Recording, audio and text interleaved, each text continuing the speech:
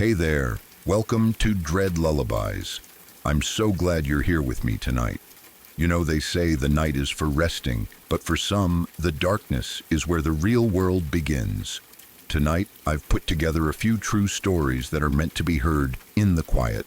Stories that remind us that sometimes the things that go bump in the night are more real than we'd like to believe. Before we get lost in the dark, I'd love to know where you're joining me from. So feel free to drop a comment and tell me where you're listening tonight. And if you find yourself coming back for more, maybe consider liking the video and subscribing. It really helps me keep these lullabies going for you. So, pull up the covers, get comfortable, and let's see what the night has in store for us.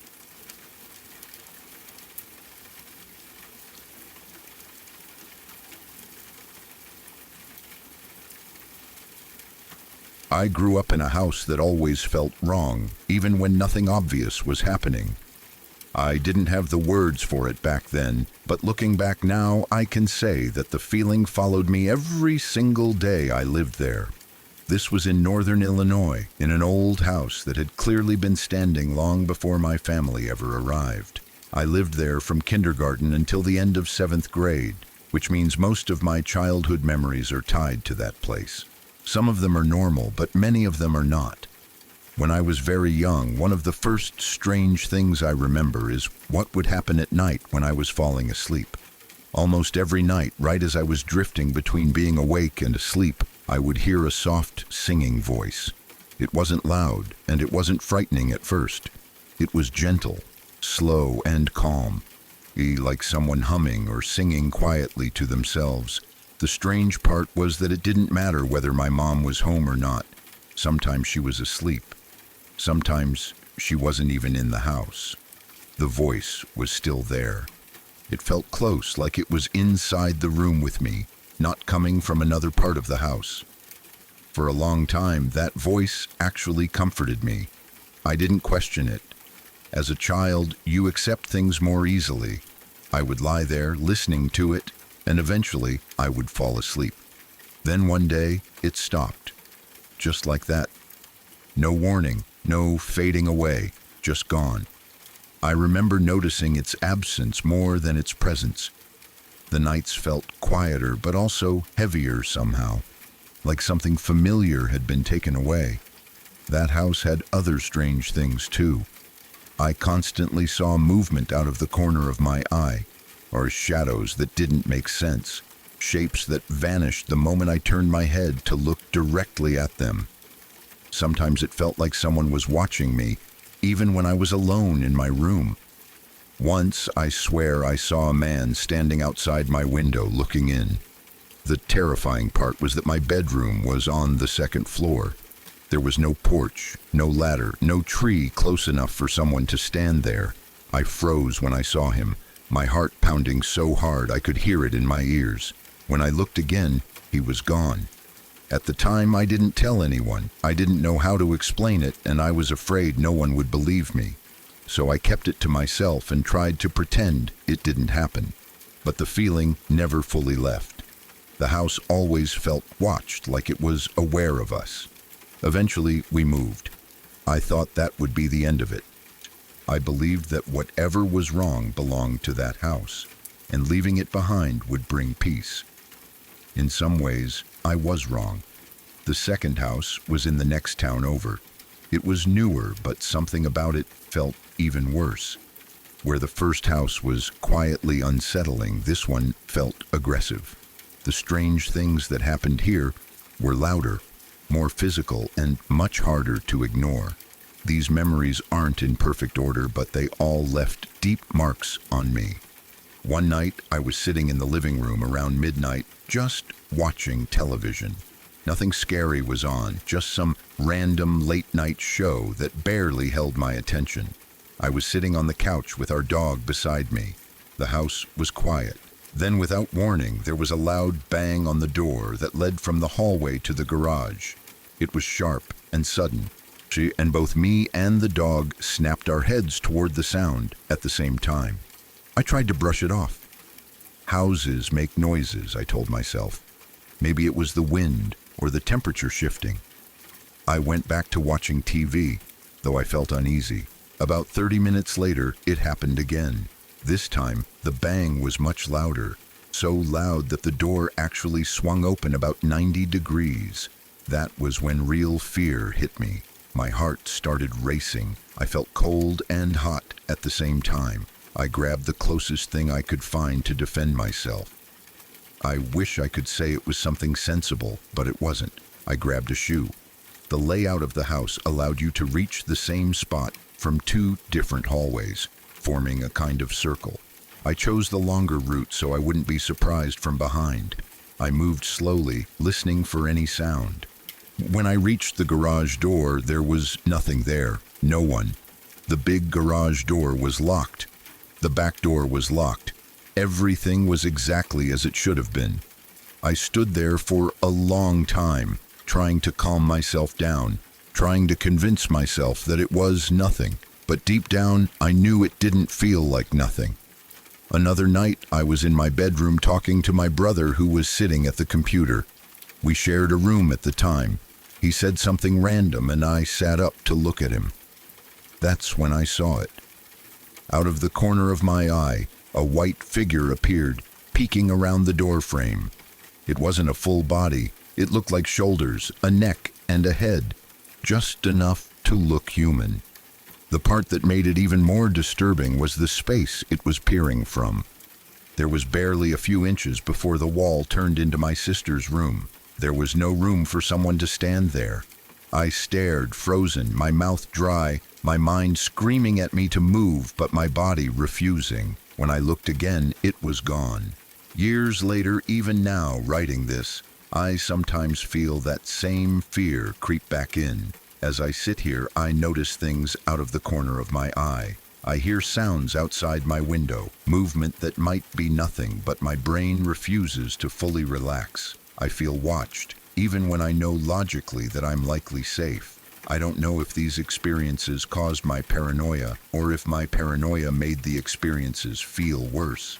Maybe it's a combination of both. I don't claim to know what any of it means. I don't know if it was something paranormal or if it was my mind reacting to stress, fear, and imagination.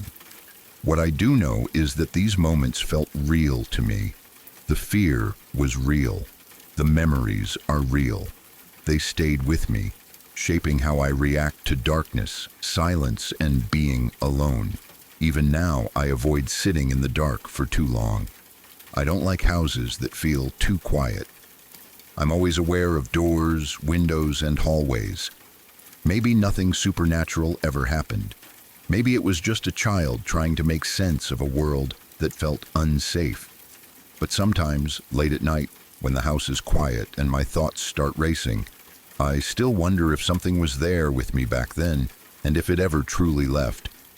I don't read stories like this lightly. I know how easily the mind can spiral, especially at night. I know how quickly imagination and fear can blend together.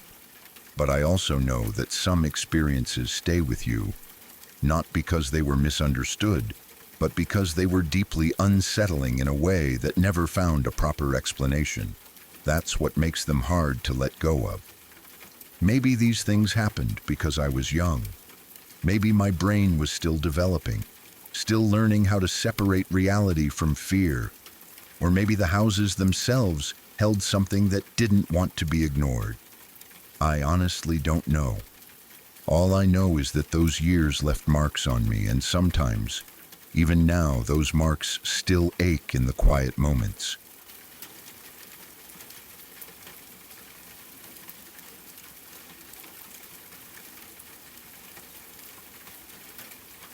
This happened to my stepdad's parents. And even though it didn't happen to me directly, it's one of those stories that stays with you because of how close it came to something truly horrible. The kind of thing where nothing technically happens, but everything about it feels wrong. Like the universe brushed past disaster and decided to move on at the last second. A few years ago, my stepdad's parents were living in an apartment complex in a rough part of town. Not the kind of place where people felt comfortable walking around at night. But it was affordable, and at their age, They weren't looking for anything fancy. They had lived through a lot in their lives already. Wars, recessions, sickness, losing friends and family. Because of that, they had a very different relationship with fear than most people. Things that would send younger people into a panic didn't always register the same way for them. The apartment itself was small and plain, nothing special. Thin walls, a small porch out front with a screen door, and a little table where they sometimes left mail or groceries before bringing them inside. The complex wasn't well lit, and at night the shadows felt heavy. They had neighbors, but not the kind you talk to much. People came and went. Doors slammed at odd hours. Sirens were common enough that they didn't even look up anymore. One night, around 3 a.m, they were both asleep when the noise started. Loud banging on the screen door. Not a polite knock, not someone confused about the address. This was aggressive, repeated. The kind of banging that makes it clear the person outside wants attention and doesn't care how they get it. They both woke up immediately. Adrenaline does that no matter how old you are. In the dark, half asleep, they lay there listening. The banging continued for a bit, then stopped. A few seconds passed. Then it started again. Harder this time. Most people would have called the police right away, but they didn't. Not because they didn't understand the danger, but because they were tired in a way that goes deeper than sleep. They had reached that stage in life where the constant stress of reacting to everything had worn thin. They hoped, maybe stubbornly, that if they ignored him, he would get bored and leave. They stayed quiet. No lights, no movement, just listening. After a while, the banging stopped completely. Yes, silence settled back over the apartment, but it didn't feel peaceful. It felt loaded, like something was still waiting outside. At some point, one of them carefully peeked through the curtains, just enough to see the porch. That's when they saw him. A man standing there, bald, smoking a cigarette like he owned the place. Completely calm now, no rushing, no pacing, just standing on their porch in the middle of the night, smoking as if he had all the time in the world. The glow of the cigarette flared and faded with each drag, briefly lighting his face. He didn't look drunk in the way people usually do. He didn't look lost.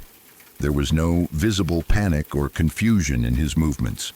That's what made it worse. He looked intentional. They didn't make eye contact with him. They didn't speak. They didn't move. Eventually, and after what felt like a long time, he flicked the cigarette away and walked off.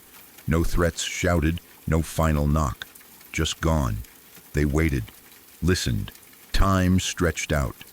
When you're lying awake after something like that, every sound becomes suspicious. A car door closing 2 buildings away sounds like footsteps. The wind sounds like breathing, but nothing else happened. Eventually, exhaustion won. They went back to sleep. In the morning, daylight brought a false sense of normalcy. Things always look less threatening when the sun is up. They made coffee, talked about what happened in that calm, almost detached way people do when they don't want to admit how shaken they are. They debated whether they should check the porch or just let it go. Curiosity won. They opened the door and stepped outside. At first, everything looked normal. The porch was quiet. No cigarette butts on the ground. No obvious signs of damage to the door. Then they looked at the small table near the entrance. That's when they saw it. A huge knife lying there in plain sight. Not a kitchen knife that might belong to someone in the apartment. Not something that could be easily explained away. It was large, heavy-looking, and completely out of place. There was no question in their minds that it hadn't been there the night before, and there was no question about who had left it. The realization hit slowly, then all at once. This wasn't just some guy knocking on the wrong door. This wasn't a misunderstanding. This wasn't harmless. That knife meant something. Maybe it was a warning. Maybe it was intimidation. Maybe it was meant to be used and wasn't. Maybe he intended to come back and wanted them to see it. Or maybe he left it by accident in a moment of distraction. The truth is, they will never know. What they did know was that someone had stood on their porch in the middle of the night with a weapon. Someone who felt comfortable enough to smoke, wait, and then leave something behind. Someone who knew where they lived. They didn't call the police even then. Not because it wasn't serious, but because by that point, it felt pointless. The man was gone. There was no name, no face they could clearly describe, no license plate, no trail. Just a knife and a feeling of dread. What they did do was make a decision. They moved out. Not immediately, but soon after, quietly. They didn't make a big deal about it. They didn't tell many people. They just packed up their things and left that place behind. At their age, moving isn't easy. It's physically hard, emotionally draining, and disruptive. But staying felt worse. What makes the story so unsettling isn't just the knife or the banging or the time of night. It's how close it feels to something worse. If they had opened the door, if they had confronted him, if he had decided to come back instead of leaving, if he had tried the door instead of the screen. Any one small change and the outcome could have been very different. There was no dramatic chase, no confrontation, no clear villain revealed. Just a quiet, terrifying reminder that danger doesn't always announce itself loudly. Sometimes it knocks, waits, and leaves a message behind. Even now, when the story gets told, it's usually in a calm tone, almost casual. But that calmness doesn't erase how disturbing it really is. It makes it worse in a way, because it shows how easily something awful can brush against your life and move on, leaving you to wonder what might have happened if things had gone just a little differently. They never found out who the man was. They never saw him again. And maybe that's for the best. Some questions don't have answers, and sometimes the absence of an ending is the scariest part of all.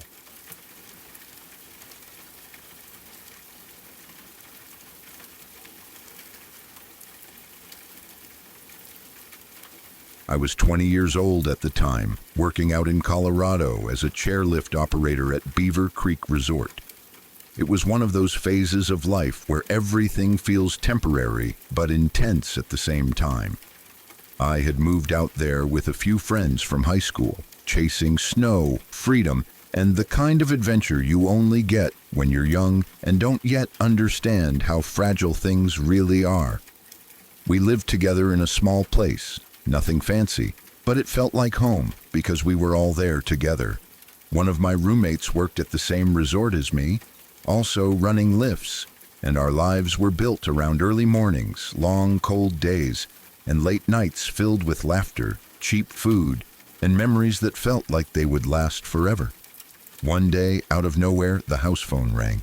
This was before everyone relied completely on cell phones, so the sound of the house phone ringing always felt a little more serious somehow. I picked it up, and it was my roommate. His voice sounded different, flat, careful. He told me that Kevin, one of our closest friends back home, had died. He didn't have many details, just that Kevin was gone. I remember standing there frozen, staring at the wall while the words tried to sink in. Kevin wasn't just a friend. He was one of those people who felt permanent. The kind of guy you assume will always be there, always joking, always stirring things up, always alive in the loudest way possible. We didn't even hesitate. As soon as we got off work, we packed up and started driving back to the Midwest. The drive felt endless. Hours and hours of highway. Silence broken only by random memories and questions we couldn't answer. How could Kevin be gone? What happened? Why didn't we know more? Every mile closer to home felt heavier. We were desperate to be with our people, to sit in the same rooms where Kevin had laughed with us, to feel like maybe being together would make it make sense. As soon as we got into town, we went straight to our friend Dan's house. Dan had been Kevin's roommate, and it just felt right to go there first. When we walked in, the house was already full of friends. some sitting quietly, some laughing too loudly, some staring into nothing. It was that strange mix that happens when people don't know how to grieve yet. Stories about Kevin bounced around the room. Everyone had one, everyone missed him, but there was also confusion. The details that had started to surface didn't explain anything. What people were saying was disturbing and unclear. Kevin had been found hung from a tree at a local park. No clear explanation, no obvious answers about whether it was an accident, suicide, or something else. Just a body, a tree, and 1,000 unanswered questions. That uncertainty made everything worse. It left this hollow feeling like reality itself had cracked open. It was late, around 1 in the morning. I was standing in the kitchen with about 6 of my friends, just talking quietly, trying to process everything. The house was dim, the air heavy. That's when my cell phone rang. I reached into my pocket without thinking, expecting maybe a family member or another friend checking in. When I looked at the screen, my heart stopped. Kevin's name was on the caller ID. For a second, I honestly thought I was hallucinating. I held the phone out so everyone could see it. 6 grown adults stood there, staring at the screen, jaws dropped, blood running cold. Nobody spoke, nobody laughed. There was nothing funny about it. Slowly, hesitantly, I answered the call. There was nothing on the other end. No voice, no breathing, just silence. I hung up, my hands shaking. Everyone started talking at once. Was it a glitch, someone messing with his phone? Some weird error with the network? None of it felt right. I was shaken to my core, but part of me tried to rationalize it. Kevin was a massive prankster. He loved messing with people, especially me. If there was anyone who would find a way to pull a joke like that, it would have been him. I kept telling myself that. I needed to believe it, because the alternative was too unsettling. The next day passed in a blur. Family visits, quiet conversations, the heavy anticipation of the funeral. That night, the night before Kevin's funeral, I stayed at my parents' house. Being home felt strange, like stepping backward in time. I decided to do a load of laundry, partly out of habit and partly because I needed something normal to focus on. My parents' house was old, with one of those unfinished basements that always felt cold no matter the season. Concrete floors, exposed beams, and a single bare bulb hanging from the ceiling, turned on and off by a pull string. I went down there alone, carrying my laundry basket, my thoughts drifting back to Kevin, the stupid jokes, the late nights, the way he could make anyone laugh. I was smiling to myself, lost in memory. So I moved the clothes from the washer to the dryer. Then I reached up and pulled the string. The light clicked off instantly, plunging the basement into complete darkness. As I turned toward the stairs, I heard it, a whisper, right behind my right ear. "You can't see me now." It was Kevin's voice. There was no mistaking it. The tone, the cadence, the familiarity. My entire body locked up. I couldn't breathe. It felt like time stopped. Every hair on my body stood up at once, and a shock ran straight up my spine. I didn't scream. I didn't think. I just ran. I sprinted up the stairs faster than I ever have in my life, bursting into the living room where my mom was sitting. I tried to explain what had just happened, words tumbling over each other, my voice shaking. She listened, concerned, but there was nothing she could say that made it go away. I didn't go back into that basement alone for a long time. After that night, nothing else strange ever happened. No more phone calls, no more voices, no shadows, no signs. But I've never forgotten it. I don't know what it was. I don't know if it was grief, stress, coincidence, or something I can't explain. All I know is how real it felt. Even now, years later, I think about Kevin, about how he loved pranks, how he loved messing with me, how he never did anything halfway. Part of me truly believes he found a way to mess with me one last time. Not in a cruel way, not to scare me, just to say goodbye in his own twisted, familiar way. Whether it was something paranormal or just my mind trying to cope with loss, it left a mark on me that never fully faded. It taught me how thin the line is between life and death, between certainty and mystery, and it reminded me that sometimes the people we love don't leave quietly. Sometimes they linger in memories, in moments, and in experiences that refuse to be explained away.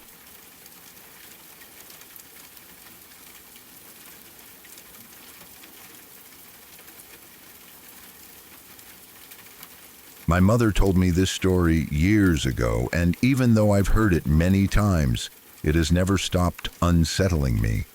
What makes it even stranger is that my mother is not the type of person who enjoys scary stories or exaggerates events. She's calm, practical, and not particularly interested in the paranormal. That's part of why this memory has stayed with her for so long, and why it stayed with me once she finally told me. This happened when she was young, during a period when she was studying abroad in England. It was supposed to be an exciting time in her life. She had saved money, planned carefully, and was eager to experience a different culture. She and a close friend were traveling together, staying in modest places, usually choosing older buildings because they were cheaper and had more character. At the time, the idea of staying in an old hotel felt charming rather than unsettling. One night, they checked into a hotel that was clearly quite old. It wasn't run down exactly, but it had that unmistakable feeling of age. The floors creaked when you walked. The walls were thick and slightly uneven. The furniture looked like it had been there for decades, polished over and over by countless guests. The lighting was dim, even when all the lamps were on, and the air smelled faintly of dust and old fabric. Still, nothing about it seemed dangerous or frightening. It was just another place to sleep after a long day. They went to bed that night without much thought. They had talked for a bit, laughed, and then turned off the lights. My mother remembers falling asleep fairly quickly. She was tired from traveling and sightseeing, and the room was quiet. There was no noise from the street, no loud guests, no sounds that stood out. Everything felt normal. Sometime in the middle of the night, my mother woke up suddenly, not slowly, not groggy, but fully awake in an instant. She couldn't explain why she woke up, only that she had the overwhelming feeling that she was not alone. It was the kind of awareness that hits before your mind has time to reason with it. Her heart started racing and she felt frozen in place. She slowly opened her eyes. Standing beside her bed was a woman. My mother said the woman was wearing an old-fashioned dress, something that looked like it belonged to another century. The fabric was long and flowing, and the style was nothing like modern clothing. She couldn't see every detail clearly, but the shape and movement of the dress were unmistakable. The woman was leaning slightly over her, close enough that my mother could sense her presence without needing to move. What terrified her the most was not just seeing the woman, but what the woman was doing. The woman was running her fingers through my mother's hair, not roughly, not violently, slowly, gently, almost the way a parent might comfort a child, or the way someone touches another person with familiarity. My mother said she could feel it. It wasn't just a visual image. She felt the fingers moving, the slight pressure on her scalp, the strands of hair being separated and smoothed. She was too scared to scream, too scared to move. Her body felt locked in place. Her mind was racing, trying to understand what was happening, but nothing made sense. She wanted to shut her eyes, but she was afraid that if she did, something worse might happen. She wanted to wake her friend, but she couldn't bring herself to speak. The woman didn't say anything. She didn't make a sound. She simply stood there, touching my mother's hair, as if she belonged there. My mother doesn't know how long it lasted. It could have been seconds or minutes. Time felt strange in that moment, stretched and distorted by fear. Eventually, the woman stopped. She straightened up, and in the dim light, my mother saw her step back, and then just like that, she was gone. There was no sound of footsteps, no door opening or closing, no rustle of fabric moving away. One moment she was there, and the next moment she wasn't. My mother lay there shaking, staring at the space where the woman had been. She didn't sleep again for the rest of the night. She stayed awake until morning, too afraid to close her eyes, too afraid that if she did, the woman might return. When daylight finally came, the fear didn't disappear. It lingered in her chest, heavy and confusing. She sat up in bed, trying to convince herself that it had been a dream, that maybe she'd imagined it, that maybe exhaustion and an unfamiliar place had played tricks on her mind. Then her friend spoke. Her roommate looked at her and said something along the lines of, "I need to ask you something, and I don't want you to think I'm crazy." My mother's stomach dropped. Her friend told her that she had woken up in the night too, that she had seen a woman standing in the room, a woman in an old-fashioned dress, a woman leaning over my mother's bed. My mother felt sick as she listened. Every detail matched: the dress, the position, the stillness, the presence. Her friend hadn't seen the woman touching my mother's hair, but she had seen her standing there, watching. They sat there in silence for a moment, both of them trying to process what that meant. Neither of them wanted to jump to conclusions. They tried to reason it out.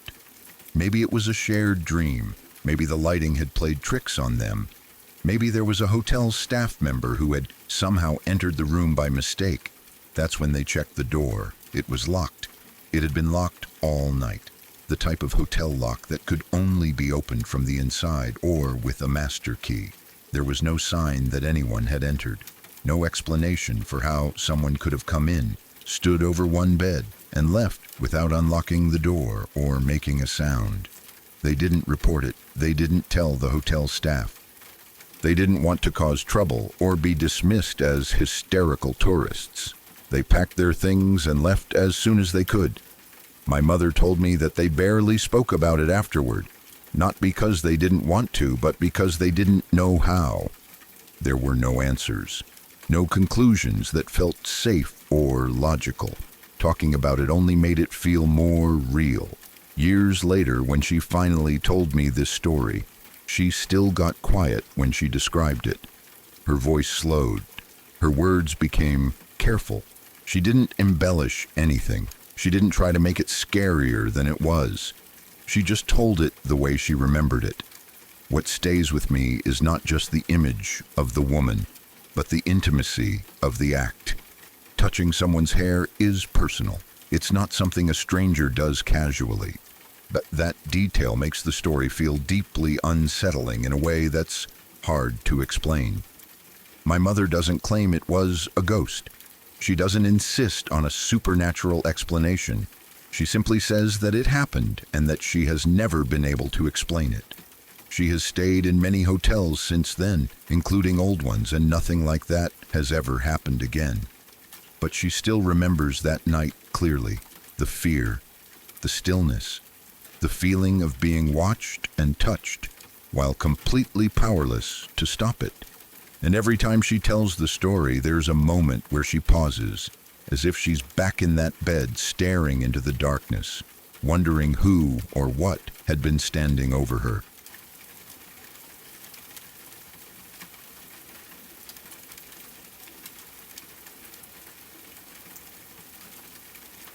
After reading so many heavy and frightening stories, this one feels like a deep breath after being underwater for too long. It is intense, yes, but it is also full of humanity, persistence, and the kind of hope that doesn't come from luck alone, but from people refusing to give up when everything seems to be going wrong.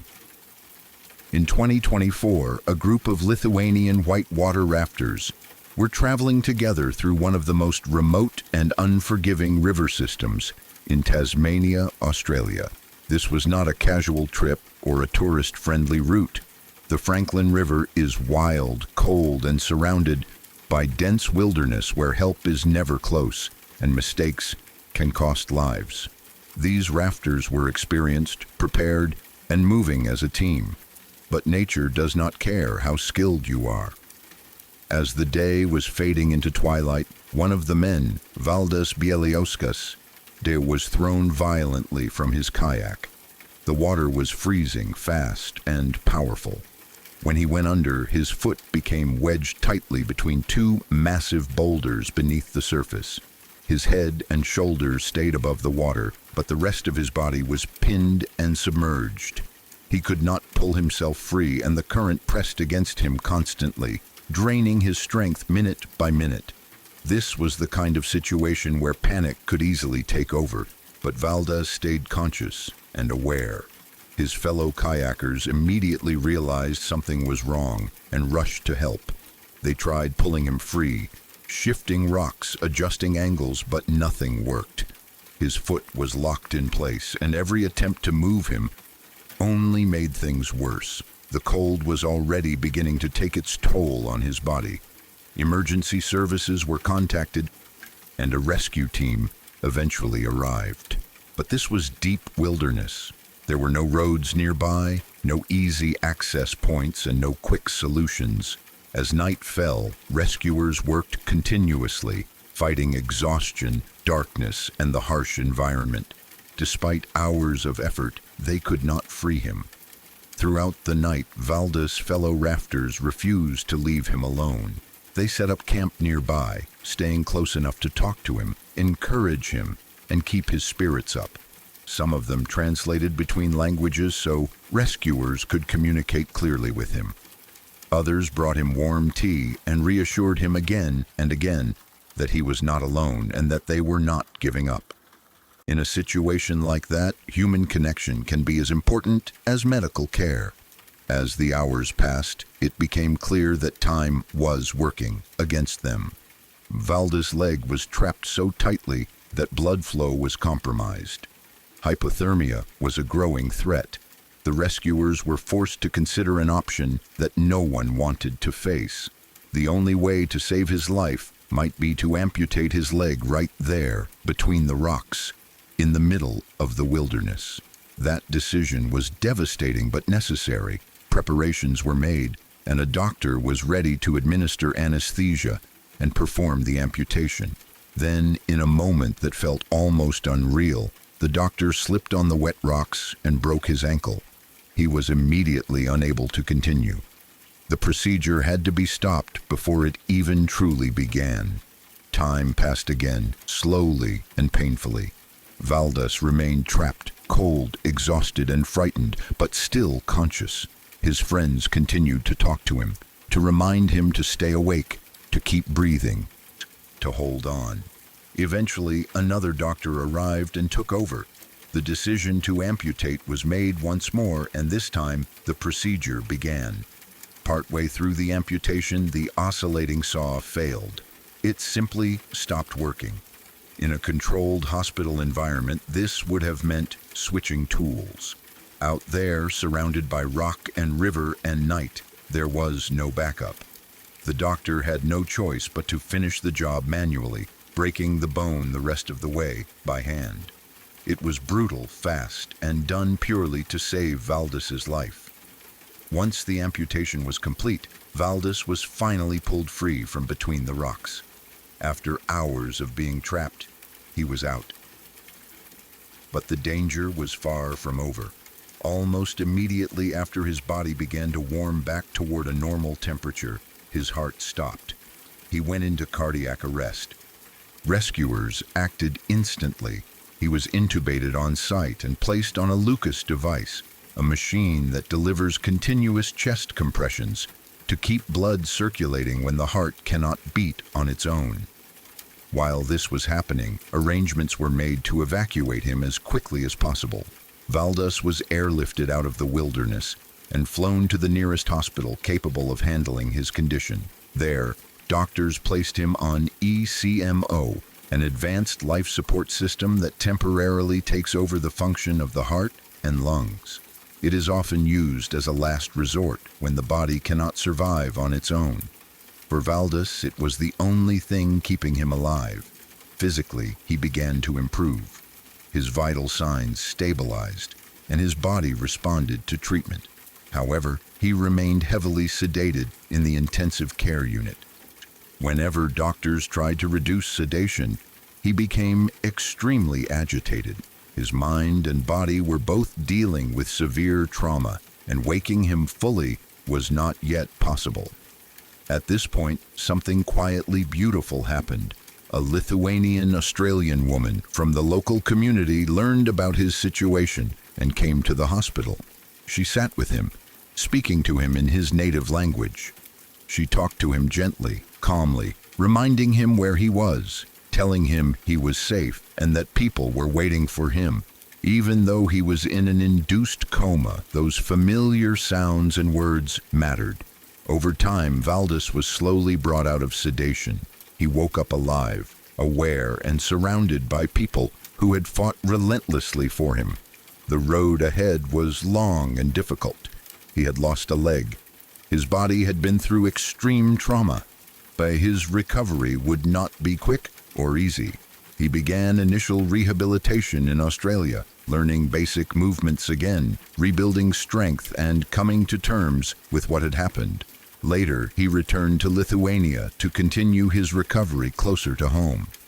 There, he focused on long-term rehabilitation and learning to walk again with a prosthetic limb. What makes this story so powerful is not just that he survived, but how many times survival seemed impossible. So many moments could have ended differently. The rescue could have failed. The amputation could have been delayed too long. The cardiac arrest could have been fatal. Equipment failures, injuries to rescuers, the sheer remoteness of the location, any one of these could have ended the story. Instead, people adapted. They improvised. They stayed. Friends refused to leave. The rescuers worked through the night. Doctors made impossible decisions. Strangers stepped in when they were needed most. And Valdis himself endured pain, fear, and exhaustion far beyond what most people will ever experience. This is not a story about miracles in the fantasy sense. It is a story about human effort pushing back against overwhelming odds. It is about teamwork, compassion, and the refusal to accept that something is over just because it is hard. After reading so many stories about loss, violence, and tragedy, this one stands out because it reminds you that darkness is not the whole picture. Sometimes people survive not because everything goes right, but because enough people refuse to stop trying when everything goes wrong. Valdis lost a leg, but he kept his life. His friends kept their brother. His family got him back. And the world got a reminder that hope is not naive. Sometimes it is earned through grit, care, and the simple decision to stay with someone when they need you most. If you were looking for a reason to believe that humanity still shows up when it matters, this story is one of those reasons.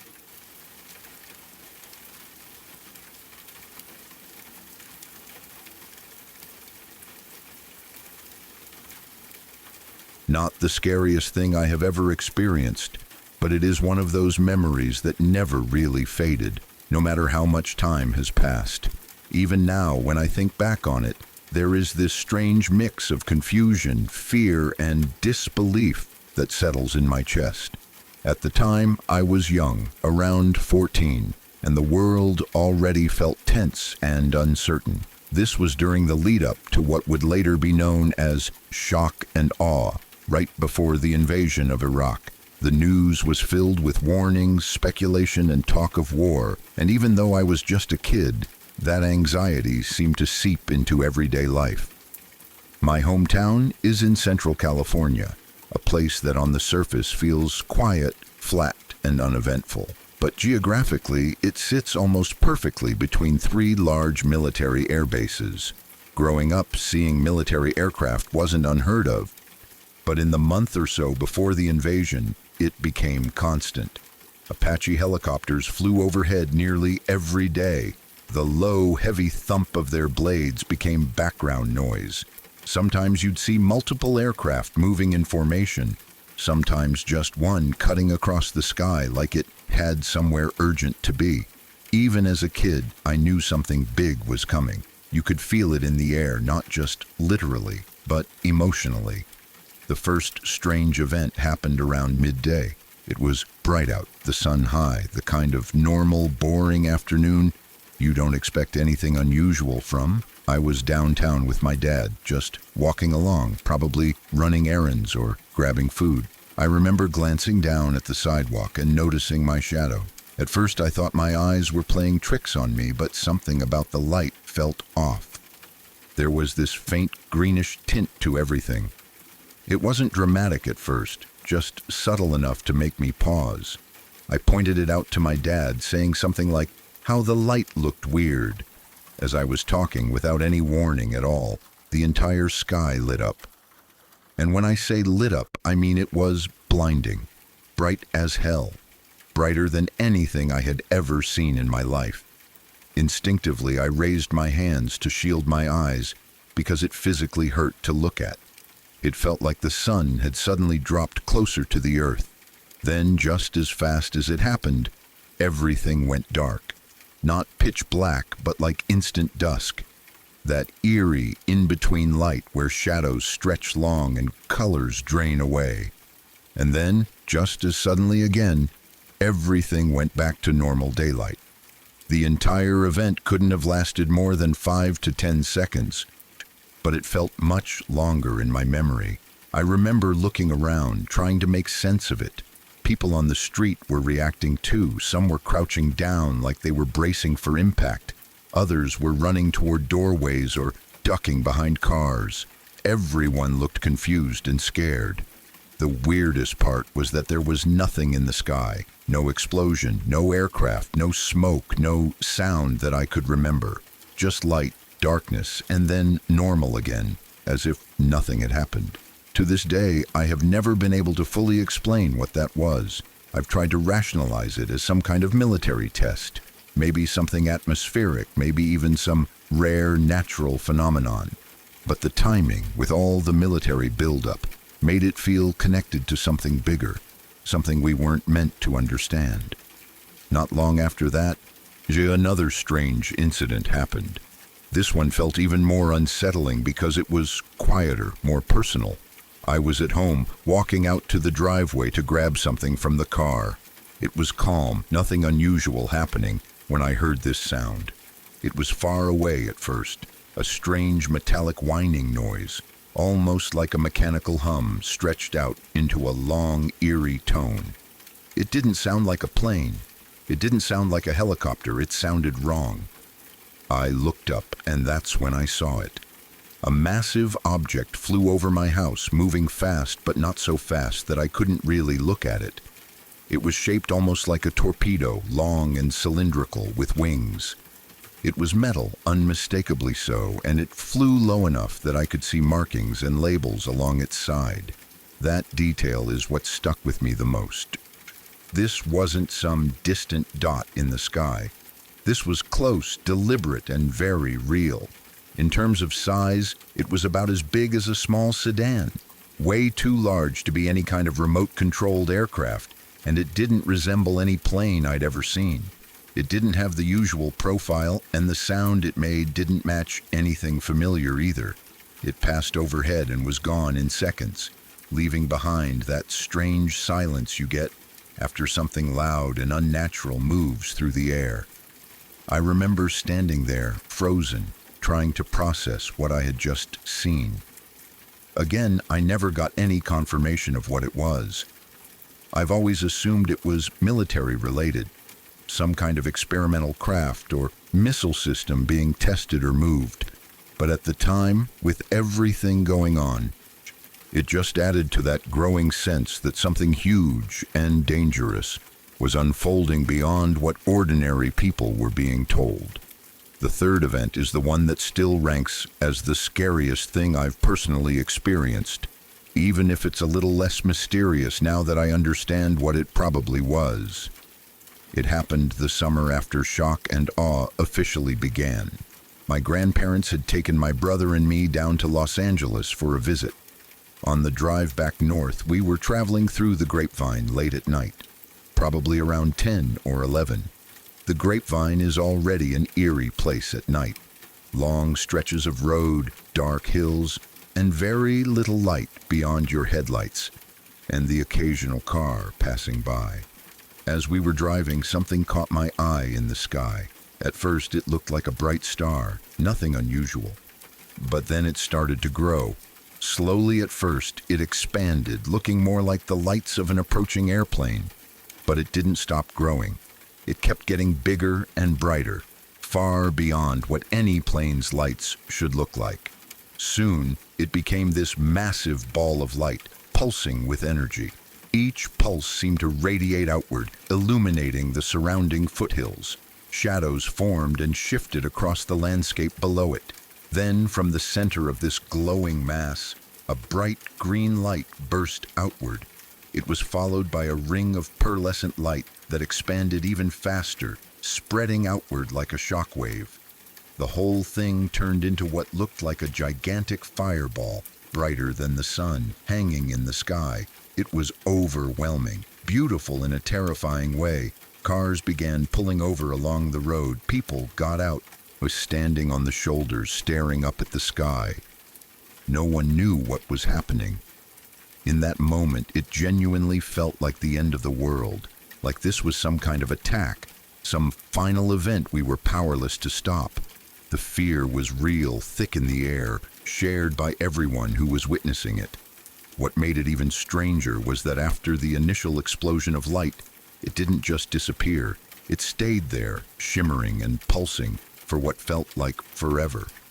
In reality, it was probably close to an hour.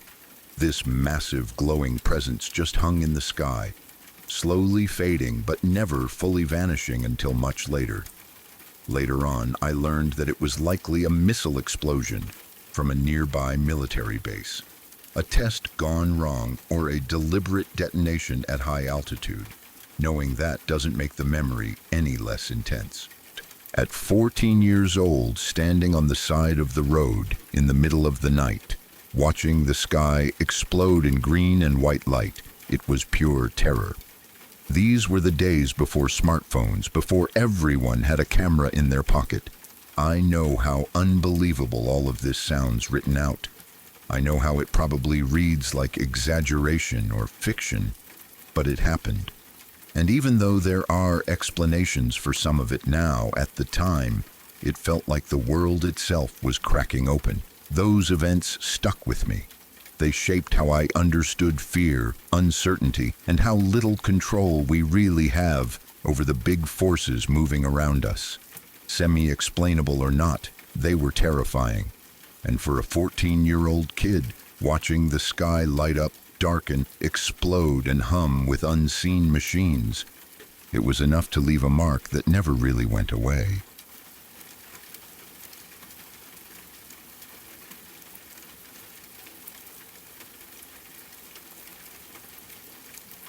I was around 10 or 11 years old when this happened, and even now, years later, I can still remember it with uncomfortable clarity. It wasn't one of those memories that fades or blurs with time. If anything, it feels sharper the older I get, like my mind keeps replaying it to remind me how close something bad came to happening. At that time, my family's routine was a little unusual. My mom worked at a dental clinic that was about an hour away from our house. Her shifts often ran late into the evening, and because of traffic and distance, my dad would sometimes take almost 2 hours to go pick her up and bring her back home. That meant there were nights when my older sister and I were left alone in the house for long stretches of time. We had done this before, so it wasn't completely new or shocking. My sister was older than me, and my parents trusted her to keep an eye on things. Still, being alone at night always felt different than being alone during the day.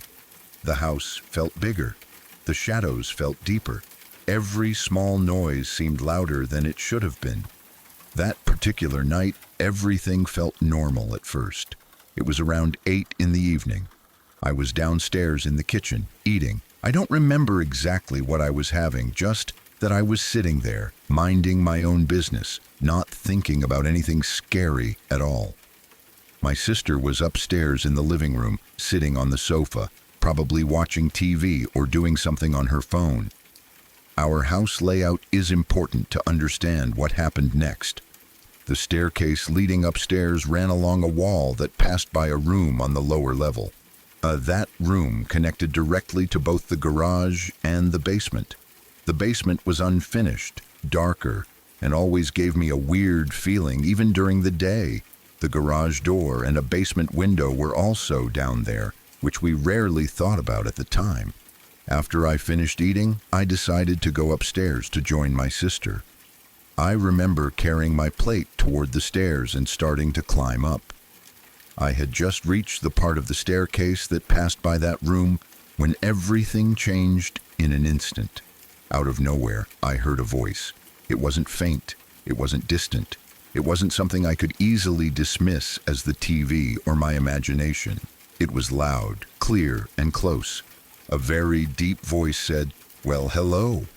The sound of it hit me like a punch. It was deep in a way that didn't sound normal, almost growly, almost distorted. The tone wasn't friendly, even though the words themselves might have sounded casual in another context. It felt wrong. It felt threatening. It felt like it didn't belong in my house at all. My body reacted before my brain could even process what was happening. My heart jumped straight into my throat. I felt a rush of fear so strong that my legs almost gave out under me. I remember stumbling on the stairs as I tried to move faster, my feet barely keeping up with the panic in my chest. I ran up the rest of the stairs as fast as I possibly could, not daring to look back, not daring to slow down. I didn't stop until I reached the living room. My sister was sitting on the sofa, completely unaware that anything was wrong. I threw myself behind the sofa, crouching low, my entire body shaking. I was breathing hard, struggling to get words out. My sister immediately turned around, confused and alarmed, asking me what was wrong. I could barely explain it. All I could say was that I heard a man's voice, that someone was in the house. At first, I think she didn't fully believe me, or maybe she didn't want to. It's hard to accept something like that so suddenly, especially when nothing else seemed out of place.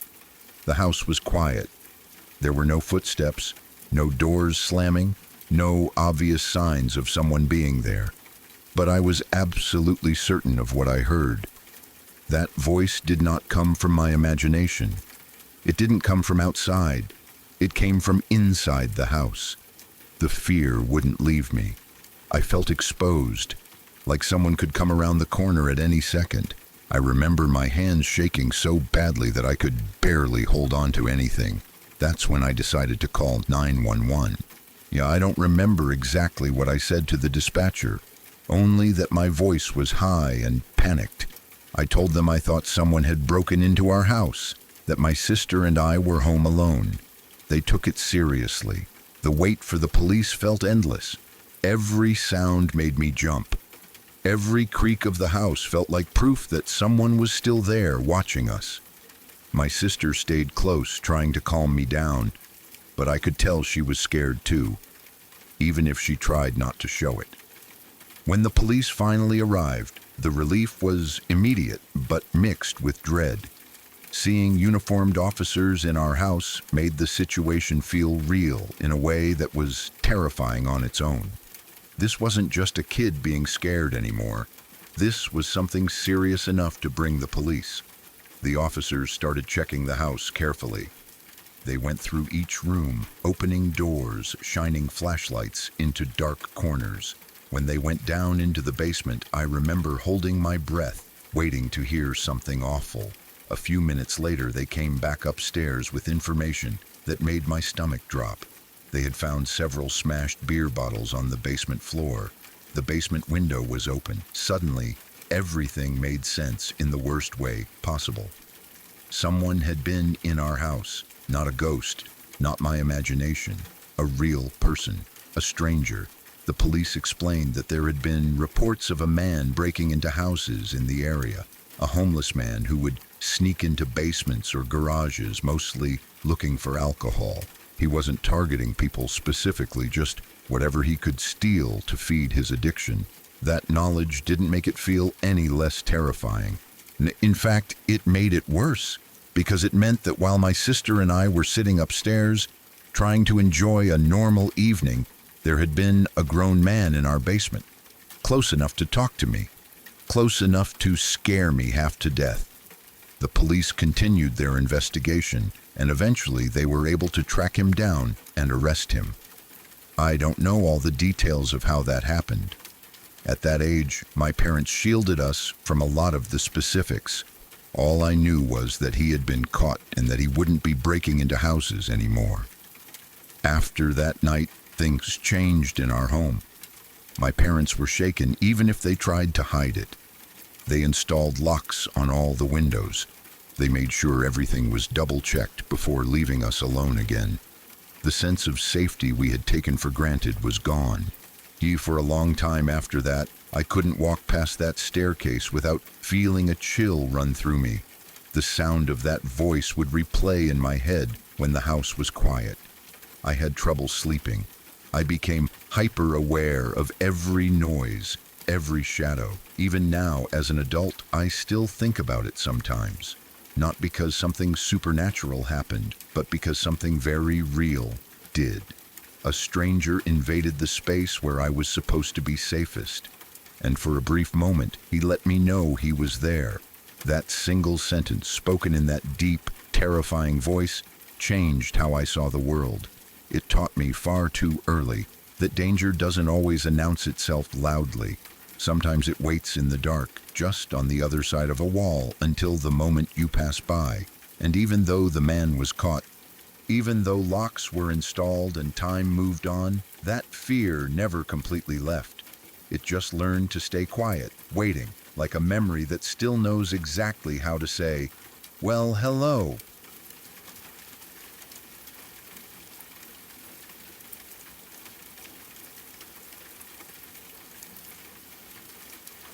Pardon the interruption for just a moment.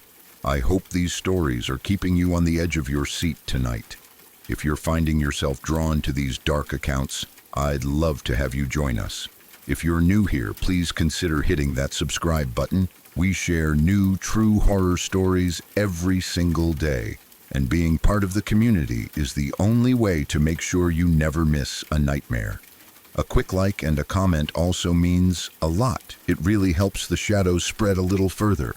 But for now, let's get back to it. The darkness is calling.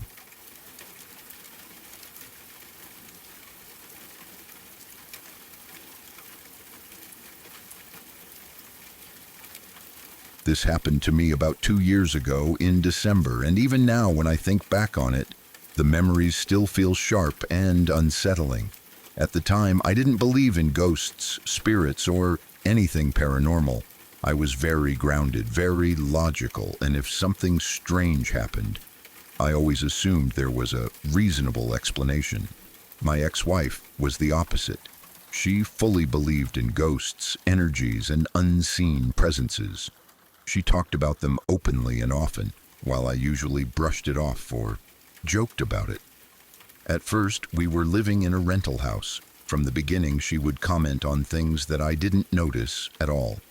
She talked about shadows moving where they shouldn't, about feeling watched, about a heaviness in certain rooms. She said some areas of the house made her uncomfortable for no clear reason. I didn't argue with her, but I didn't agree either. I assumed it was just anxiety, imagination, or stress. To me, the house was just a house. Eventually, we moved into another place. This house felt different right away, though I didn't want to admit that at first. Almost immediately, her comments became more frequent and more intense. She talked about feelings she couldn't explain, about energy shifts, about certain times of night when the house felt wrong. She would stop mid-sentence sometimes and say she felt something pass behind her. Again, I tried to ignore it. I figured that hearing her talk about these things so often was influencing my perception. Maybe I was just more aware because she kept pointing things out. But over time, I started noticing things too. It began small. Doors that I was sure I had closed would be open again. Not wide open, but cracked, like someone had pushed them just enough to let them move. At first, I blamed air pressure or uneven floors. Then there were the footsteps, light at first, like someone walking carefully in another room. I would pause and listen, expecting to see my wife come around the corner, but no one would be there. There were also sounds that were harder to explain. Loud bangs, sharp cracks, as if someone had run full force into a wall, a counter, or a door. These weren't subtle house noises. They were sudden and aggressive, the kind of sounds that make your heart jump before your brain can catch up. Each time it happened, I would go investigate, expecting to find something knocked over or broken. Every time, there was nothing. I kept telling myself there had to be a normal explanation. Old houses make noise. Wood expands and contracts. Pipes knock. It's easy to scare yourself if you're already on edge. Still, I couldn't shake the feeling that something was off, especially as these things became more frequent. At the beginning of December, my ex-wife left for deployment. The house felt emptier, quieter, but also heavier in a strange way. I expected things to calm down once she was gone, especially since she was the one who believed in all of it. Instead, the activity increased. Without her there, the sounds became more noticeable. Footsteps seemed louder, doors moved more often. There were nights when I would wake up suddenly, convinced someone else was in the house. I would lie there in the dark, listening, my heart racing, telling myself I was just tired or stressed. I didn't tell many people about it. I didn't want to sound paranoid, and I didn't fully believe what I was experiencing myself. I was stuck in this uncomfortable middle ground where I didn't want to believe, but I also couldn't deny what I was seeing and hearing. The moment that truly shook me happened one night when I stepped out onto my back porch to smoke a cigarette. It was late. The house was quiet. I remember everything about that moment very clearly because I replayed it so many times afterward. I've always had a habit of checking doorknobs and handles whenever I go outside. It's automatic for me. I don't even think about it. I checked the sliding glass door, locked it, unlocked it, and then closed it again. I turned on the back porch light before stepping outside. The door didn't close perfectly. There was a small gap, maybe half an inch. I noticed it, but didn't bother fixing it since I was standing right there and planned to come back inside in a minute anyway. I had been outside for less than a minute when I heard a very clear click. At the same exact moment, the back porch light turned off. I froze. My first thought was that the bulb had blown, but the timing felt wrong, too precise. I looked through the glass into the house. I didn't see anyone, no movement, no shadows, nothing out of place. My heart started pounding. I tried the sliding door. It was locked. That was the moment fear fully took over. I didn't stand there and think it through. I didn't try to rationalize it. I reacted on instinct. I moved quickly around the house and climbed through the bathroom window. My hands were shaking as I pulled myself inside.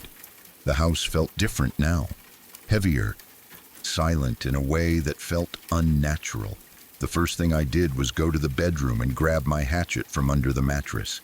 I had it there for emergencies, and in that moment, it felt like the only thing giving me any sense of control. I went room by room, checking everything, closets, corners, behind doors, under furniture. I moved slowly, listening for any sound, expecting at any moment to see someone standing there. But the house was empty. No broken locks, no forced entry, nothing out of place. When I finally sat down, the adrenaline started to fade, and I was left with this deep, sinking unease. I couldn't explain what had happened. I knew what I had seen and heard. I knew I hadn't imagined the click or the light shutting off, but there was no physical evidence to prove anything. After that night, the activity started to slow down. The footsteps became less frequent. Doors stopped moving. The loud bangs didn't happen anymore. Over time, it all faded away completely, as if whatever had been happening had simply lost interest or decided to leave. I never had another experience like that in that house. Even now, I don't claim to know what it was. I still don't say with certainty that it was a ghost or something supernatural, but I also can't dismiss it entirely. I was fully awake. I wasn't drunk. I wasn't half asleep. I checked and rechecked everything. What stays with me the most isn't fear anymore, but confusion. I went into that situation as someone who didn't believe in anything paranormal at all. I came out of it more cautious, more open to the idea that there are things we don't fully understand. I don't go looking for ghosts. I don't talk about energies or spirits, but I also don't laugh it off the way I used to. Sometimes when I'm alone at night and hear a sound I can't explain, my mind goes back to that December, to the click, to the light going out, to standing outside my own house, suddenly unsure if it was safe to go back inside. Whatever it was, it changed how I see things, and that feeling never completely goes away.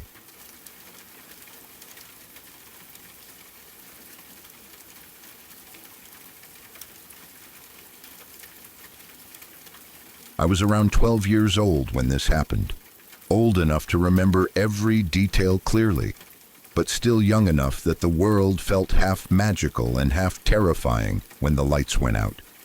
I was staying over at a friend's house for the night, the kind of casual sleepover that felt like a big deal at that age. Her family lived in a quiet neighborhood, the house slightly older, warm and familiar in that way that made you feel safe as soon as you stepped inside. Everything about the evening felt normal and comfortable. We stayed up late talking, laughing, doing the usual things kids do when they know they're not supposed to fall asleep too early. One important detail that everyone in the house was very excited about at the time was that their cat had recently had kittens. Tiny, playful, energetic kittens. They were adorable during the day, but as I would soon learn, they were absolute chaos at night. At some point, my friend fell asleep easily, but I had trouble drifting off. I wasn't in my own bed, the room smelled different, and there were unfamiliar sounds settling into the house as it grew quiet. Not long after I closed my eyes, I felt the movement on the bed, then more movement, then tiny claws. The kittens had apparently decided that I was their new playground. At first, it was kind of funny. They climbed over me, stepped on my stomach, my arms, my legs. One paw pressed into my side, another near my face. I tried gently nudging them away, but they were persistent. 4 tiny bodies scrambling around, purring, batting at my hair, crawling across my chest. It was cute for about 5 minutes, and then became incredibly annoying. I remember feeling exhausted, half asleep, but unable to fully drift off because every time I got comfortable, another kitten would land on me or bite at the blanket. Eventually, I stopped moving altogether, hoping they'd lose interest. They didn't. I was stuck in that strange state between being awake and asleep, where you're aware of what's happening around you, but your body feels heavy and slow. That's when I heard footsteps. They were quiet but deliberate. Someone entering the room. I felt relief wash over me instantly. I assumed it was my friend's mom coming in to rescue me from the kitten invasion. I felt hands gently lifting the kittens one by one off my body.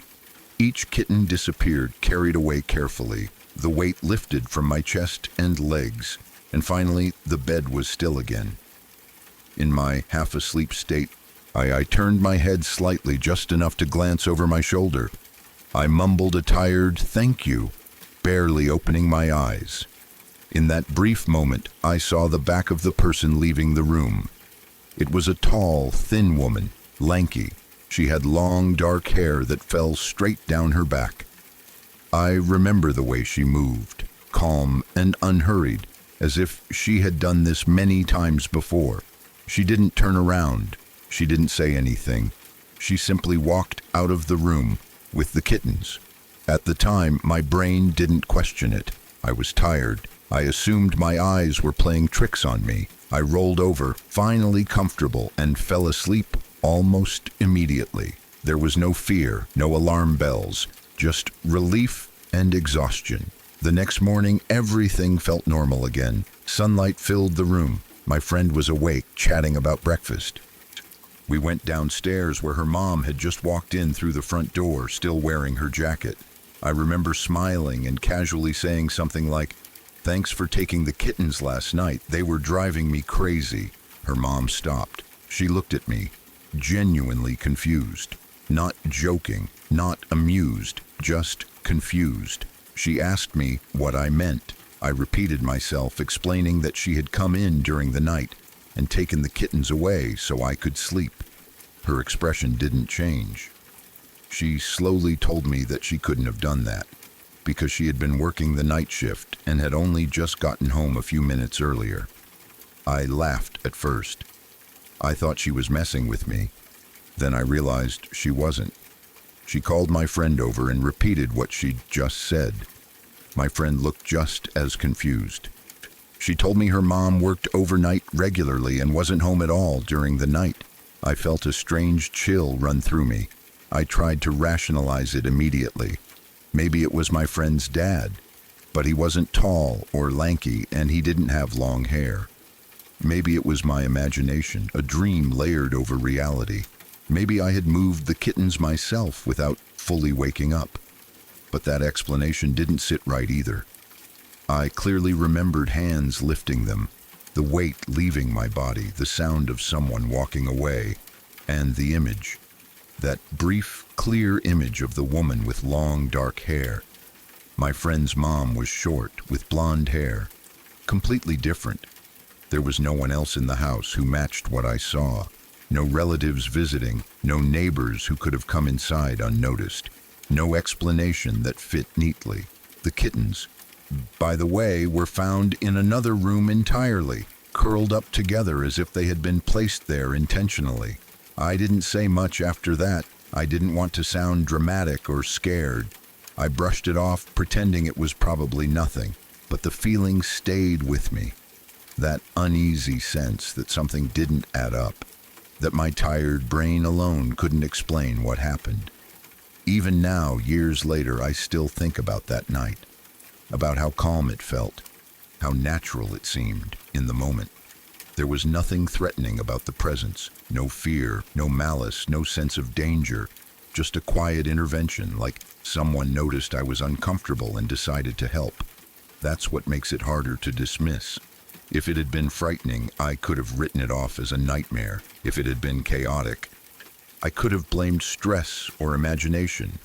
But it was gentle, ordinary, almost kind. And that's what makes it linger in my mind all these years later. I don't claim to know what it was.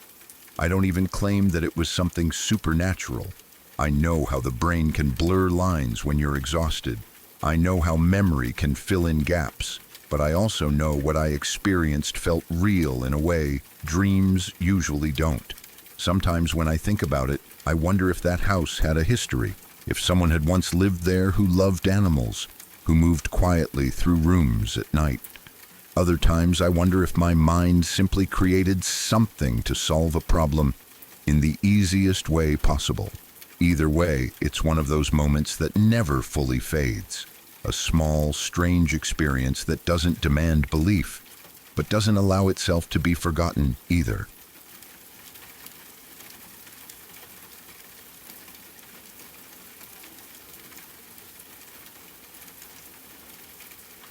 When I was younger, I lived at the very edge of a deep stretch of woods. It wasn't the kind of place with neat tree lines or walking paths. It was thick, old forest that seemed to swallow sound during the day and amplify it at night. Our house sat just far enough from town that there were no streetlights, no traffic noise, and no nearby neighbors. When the sun went down, the darkness felt complete, like the world ended at the tree line. We didn't have air conditioning, so during the warmer months, the only way to survive the nights was to sleep with the windows open. Fans helped a little, but most nights the air was still and heavy. I actually grew to like sleeping with the windows open. The sounds of the woods became familiar to me. Crickets, frogs, owls, wind moving through the leaves. It all blended into a background noise that felt normal, almost comforting. But every summer, something strange happened. It didn't happen once or twice. It happened again and again over several years, always in the same way. Every morning, just as the sun was starting to rise, I would wake up to music. Not noise, not random sounds. Music. The first time it happened, I remember opening my eyes slowly, still half asleep, trying to figure out where it was coming from. It wasn't loud, but it was everywhere. It seemed to come from all directions at once, from the woods behind the house, from the sides, from somewhere above and below, like the air itself was carrying it. The best way I can describe it is angelic, even though I know that word sounds dramatic. It wasn't a song I recognized. There were no words, no clear melody that I could hum later. It was more like layers of soft tones woven together, gentle, flowing, peaceful. It sounded beautiful in a way that made my chest feel tight, like the feeling you get when you hear something so moving that you don't quite know how to react. At first, I thought I was dreaming. I lay there in bed, listening, afraid to move too much in case it broke whatever fragile state I was in.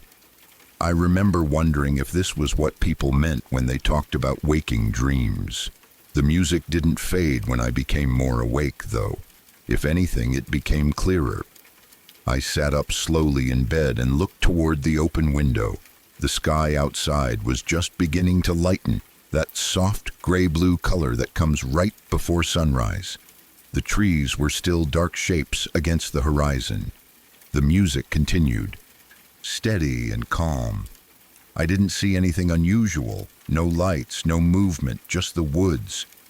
I remember feeling confused more than scared.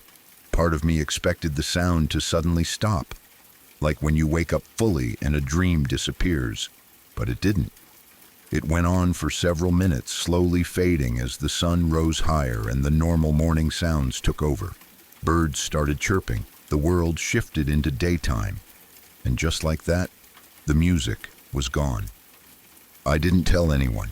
Even as a kid, I understood how it would sound. I didn't want to be laughed at. I didn't want adults looking at me with that worried expression, asking if I was feeling okay, if I was stressed, if I'd been sleeping enough. So I kept it to myself and tried to forget about it. Then it happened again. And again. Every summer, during the warm months when my window stayed open, it would return. Always at the same time, always just before sunrise, always the same strange, beautiful music coming from all around the woods. After the first few times, I stopped thinking it was a dream. I was too awake when it happened. I could sit up, I could think clearly, I could even pinch myself just to be sure. The music didn't change. Still, I never heard it during the day, never at night, only in that narrow window of time between darkness and morning. I tried to find logical explanations on my own.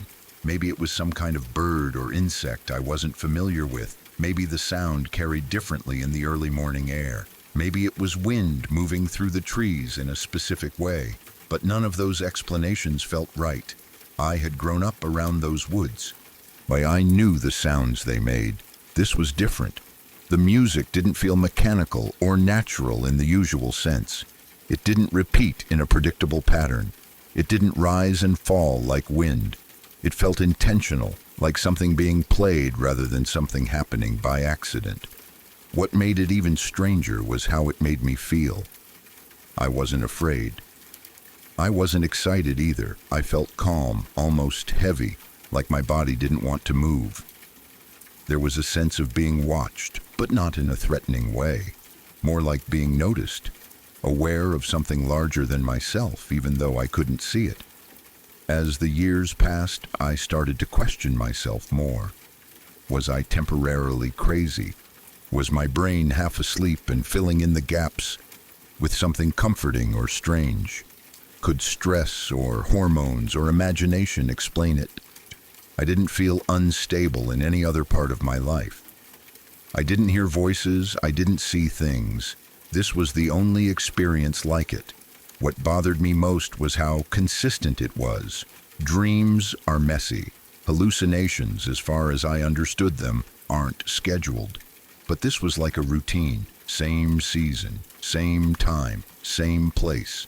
Eventually, we moved away. The new house wasn't near woods. We had air conditioning. Windows stayed closed at night. Life changed, and so did my sleep. I never heard the music again. Years later, I still think about it. Sometimes I try to convince myself that there's a simple explanation, and I just never figured it out. That my brain created something beautiful out of familiar sounds, and memory made it feel more mysterious than it really was. Other times, I wonder if there are things we don't fully understand about sound, perception, or the way the human mind interacts with the environment. I don't claim that it was supernatural.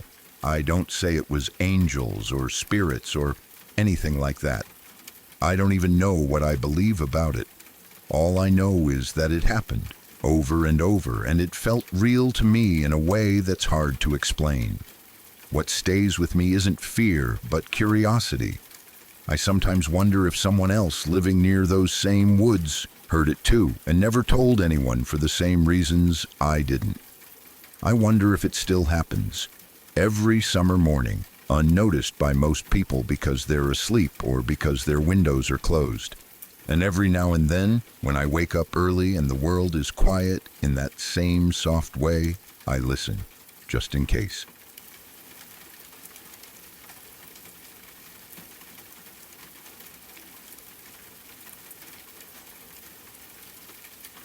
Back in 2007, sometime in December, I had an experience that completely changed the way I look at the world. Even now, years later, it still sits in my mind as something I cannot fully explain. I know a lot of people would say it was just my imagination, or that I was young and easily scared, but the way everything happened, the timing, the details, and the way it made me feel, all of that together is the reason I believe in ghosts today. It was a normal Saturday night. Nothing special about it at all. I was young, still living at home, and one of my friends had come over to hang out. We were doing what kids our age did back then, sitting on the floor in front of the TV, playing video games for hours, laughing, joking, and drinking Coke like it was the most important part of the night. We had cracked open a few cans, and made ourselves comfortable, and were fully locked into the game. It was one of those nights where you don't think about anything serious. No stress, no fear, just fun and noise and the glow of the screen in a dark room. At some point during the evening, probably around 8 p.m., the doorbell rang. That alone was strange. No one was supposed to be coming over. My parents weren't home, and neither of us were expecting visitors. It was just me and my friend in the house, and the doorbell was not something that rang often, especially at night. I remember pausing the game and looking at my friend, both of us confused for a second. He shrugged, and I got up to see who it was. The front door of our house wasn't a normal, solid door. It was one of those fancy doors with glass panels in it, so you could see outside before you even opened it. As I walked toward the door, I looked through the glass, fully expecting to see someone standing there, a neighbor maybe, someone delivering something. But there was no one there. It was dark outside and the porch light was off, but the street light across the road was on. Its light stretched across the front lawn and the walkway leading up to the house. I opened the door slightly and looked out, thinking maybe someone had rung the bell as a prank and ran off. That's when I saw it. For just a moment, probably less than 3 seconds, I saw what looked like the silhouette of a tall man standing in the front yard. But it wasn't solid. There was no clear body, no face, no details. It was like the shadow of a person, shaped perfectly like a man, formed out of the streetlight's shadow.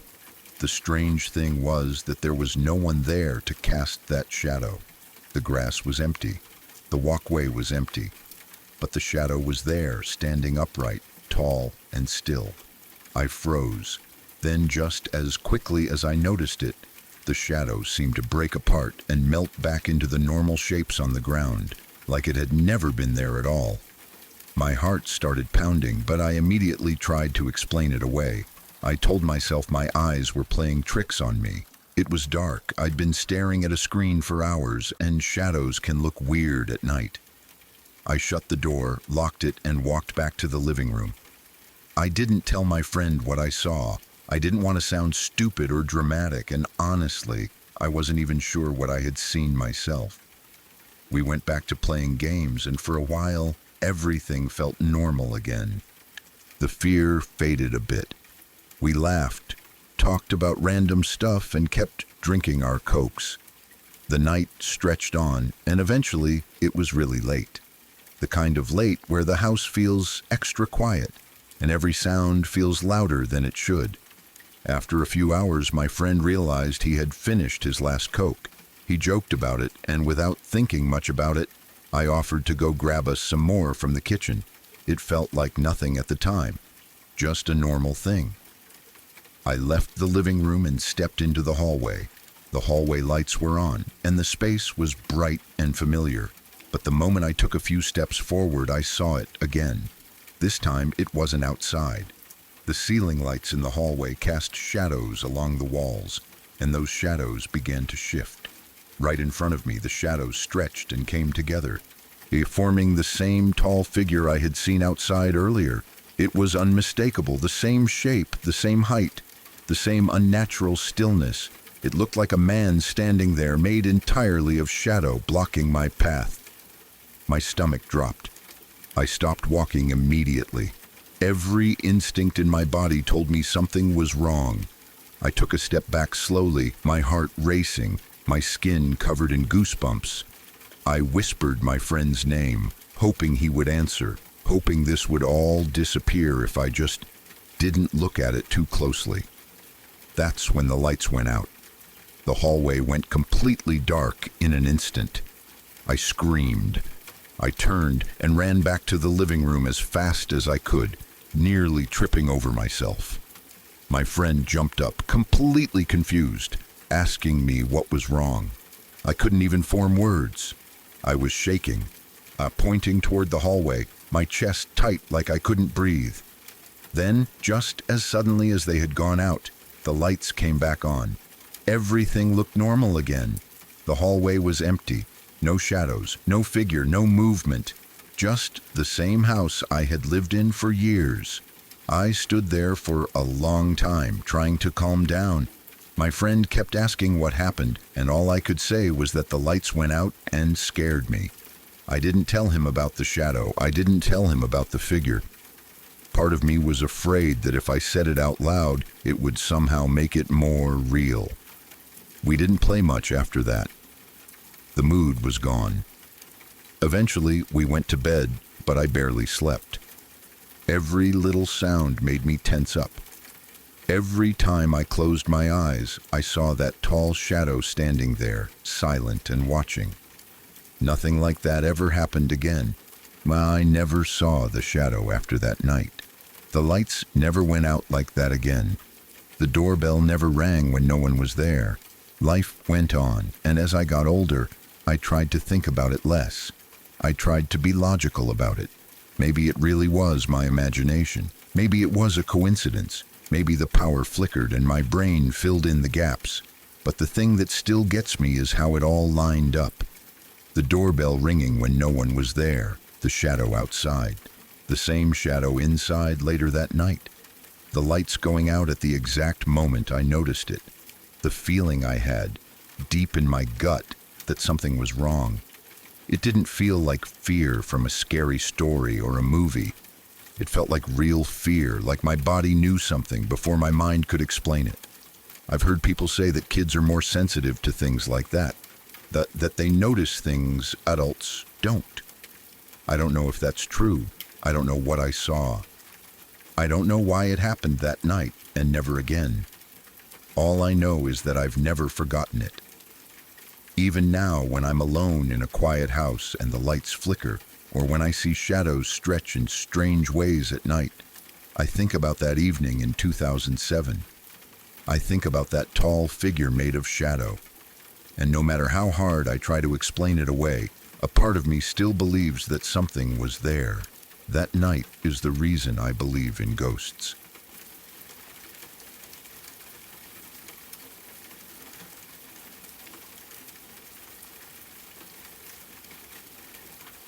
This is a story a friend once told me, and she has always sworn that it is completely true.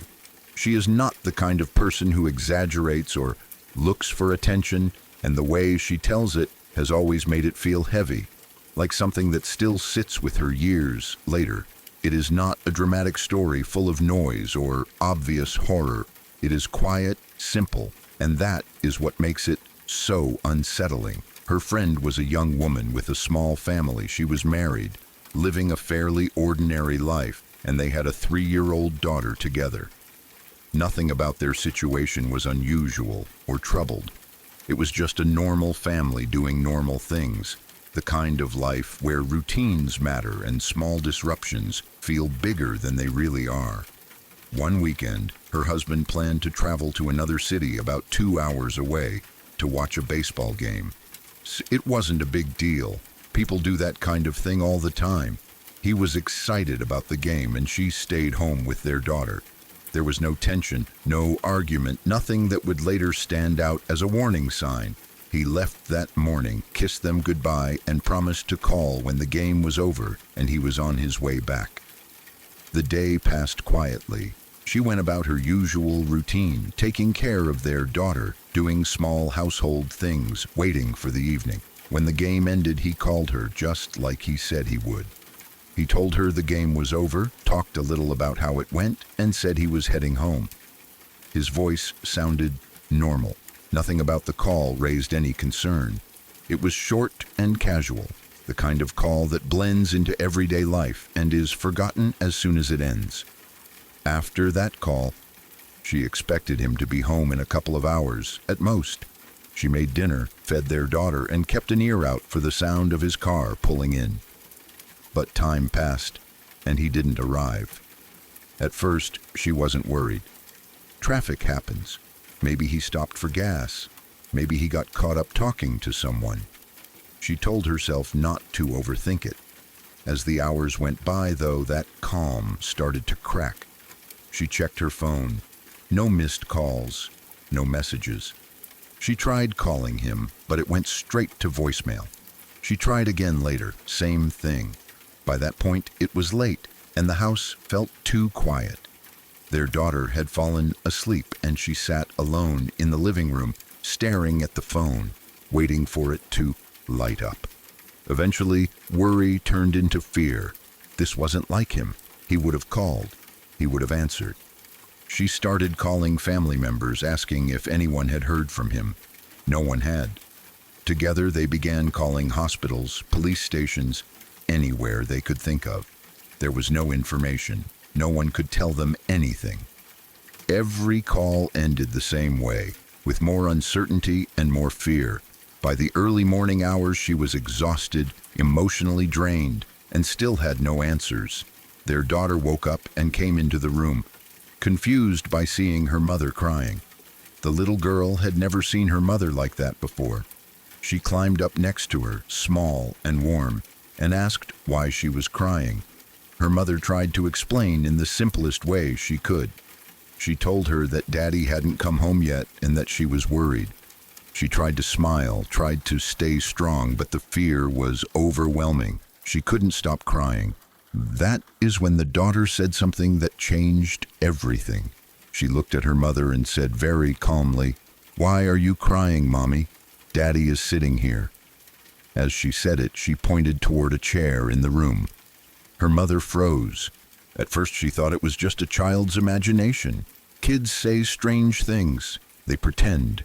They misunderstand. She tried to brush it off, even though something about the way her daughter said it made her uneasy. It wasn't playful. It wasn't like a game. It was matter of fact, like she was stating something obvious. Her mother looked at the chair. Of course, no one was there. The chair was empty. She gently told her daughter that Daddy wasn't there, that he was still on his way home. The little girl didn't argue. She didn't seem confused or scared. She just looked at the chair again and then went quiet. The rest of the morning passed in a blur. Family members kept calling. The phone rang constantly, but never with the news she wanted. She barely remembers eating or drinking. Everything felt slow and unreal, like She was moving through fog. Later that day, the call finally came. Her husband had been in a traffic accident on his way home. He had died. There was nothing anyone could have done. The accident had happened not long after he called to say he was on his way back. He never made it home. When the reality of it hit her, she broke down completely. The grief was overwhelming. In the middle of that devastation, her mind went back to what her daughter had said earlier that morning.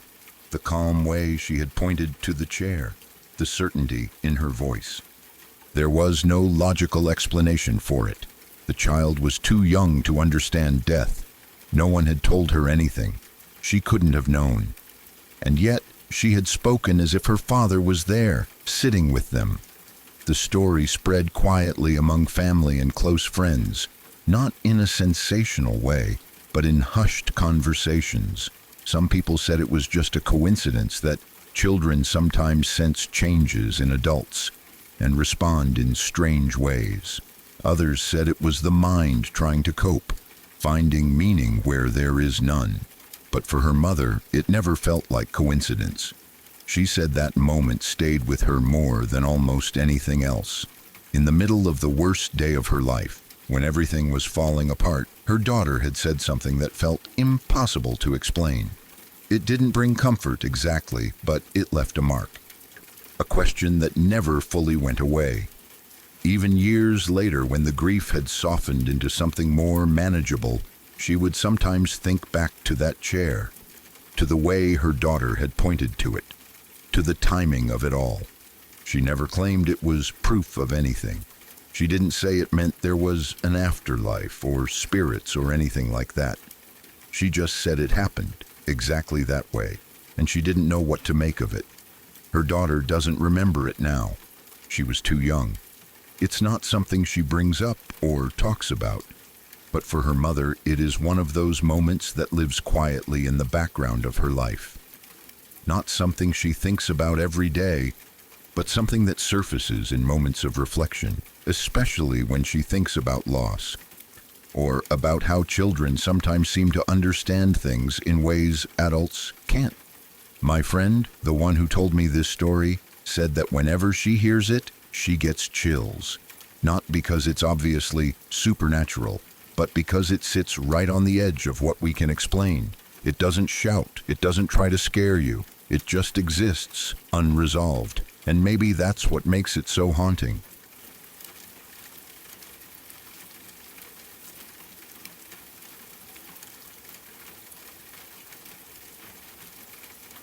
When I was in high school, I had an unreasonable amount of hair. I still have a lot of it now, but back then it felt like it had its own gravity. It was thick, long, heavy, and somehow always everywhere at once.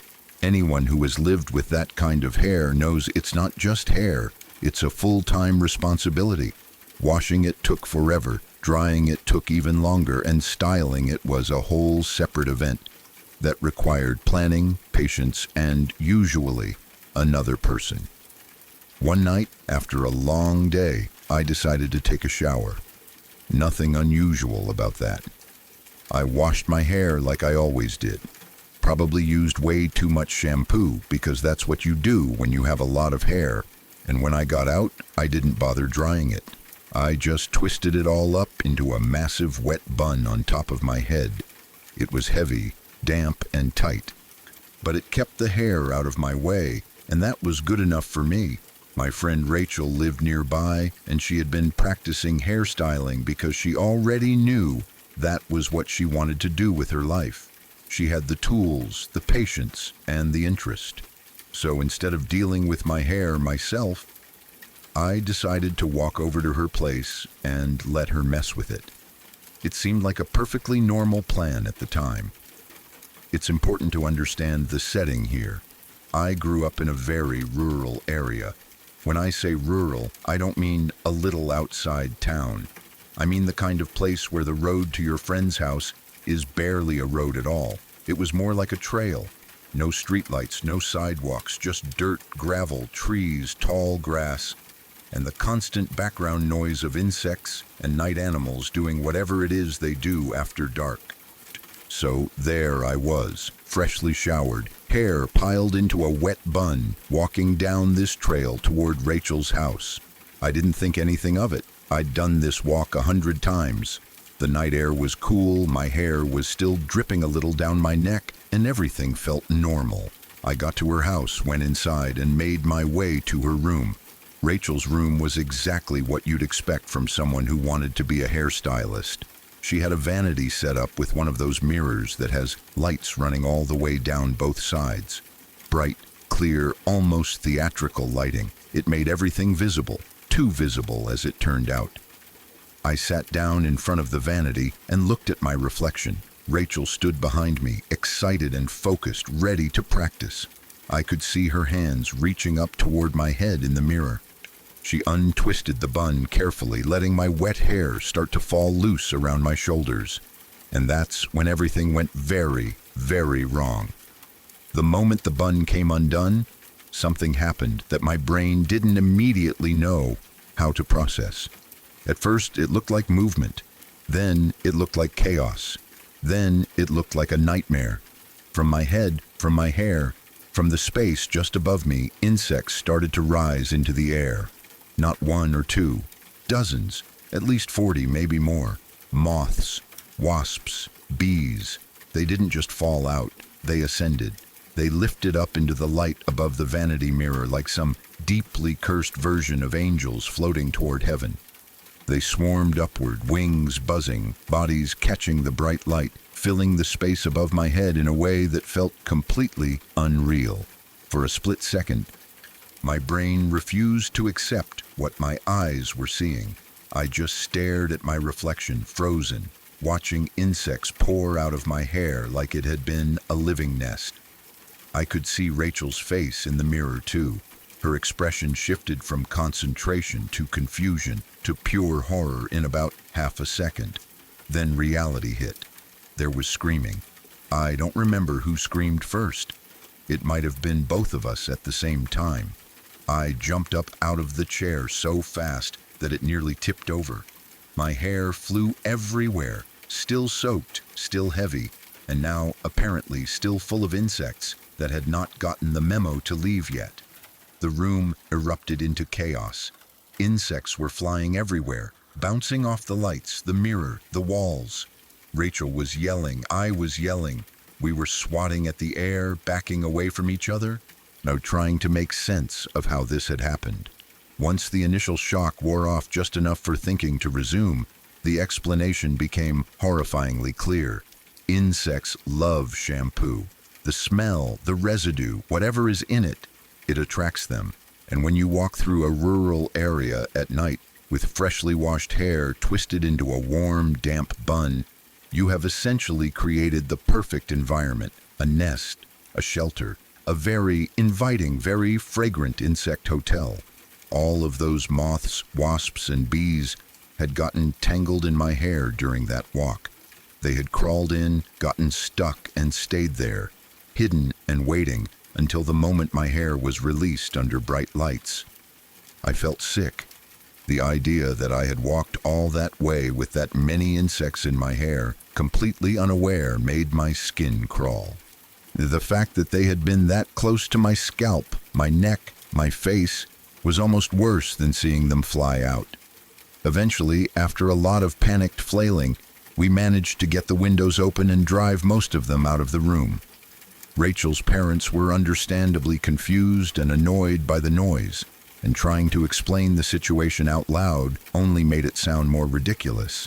Once things calmed down, I stood there, hair dripping, heart racing, feeling deeply embarrassed and deeply unsettled. Rachel kept laughing nervously, partly from shock, partly because sometimes laughter is the only way to respond to something that insane. I went home shortly after. There was no hairstyling that night.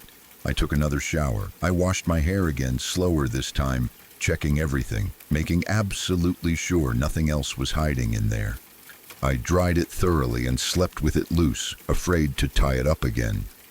That night stuck with me, not because it was dangerous or paranormal or violent, but because it was such a perfect example of how normal decisions can turn into absolute chaos without warning. One small choice, like walking with wet hair through a dark rural trail, led to one of the most horrifying and unforgettable moments of my teenage years. To this day, I still think about it whenever I wash my hair and consider leaving it wet. I still think about it when I smell shampoo outside at night. And I absolutely never walk through insect-heavy areas with my hair tied up like that anymore. Lesson learned.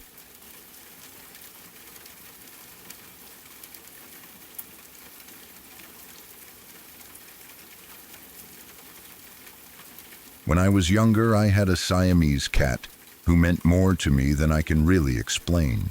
He wasn't just a pet. He was my constant companion, my comfort, and in many ways my emotional anchor during a time when my world felt very small. I was homeschooled in the beginning, which meant I spent most of my days at home, often alone. While other kids were out at school making friends and having experiences I didn't understand yet, I was sitting at a desk doing assignments in a quiet house. Through all of that, he was always there. Every single day, without fail, he would climb into my lap while I worked. It didn't matter how long I was sitting or how restless I felt. He would curl up, warm and heavy, purring softly like his only job in the world was to make sure I wasn't alone. At night, he slept with me. He would settle into the same spot every time, pressed close, his breathing slow and steady. I grew so used to that presence that it became part of how I felt safe enough to sleep. When I eventually started public school, something that terrified me at the time, he adjusted too.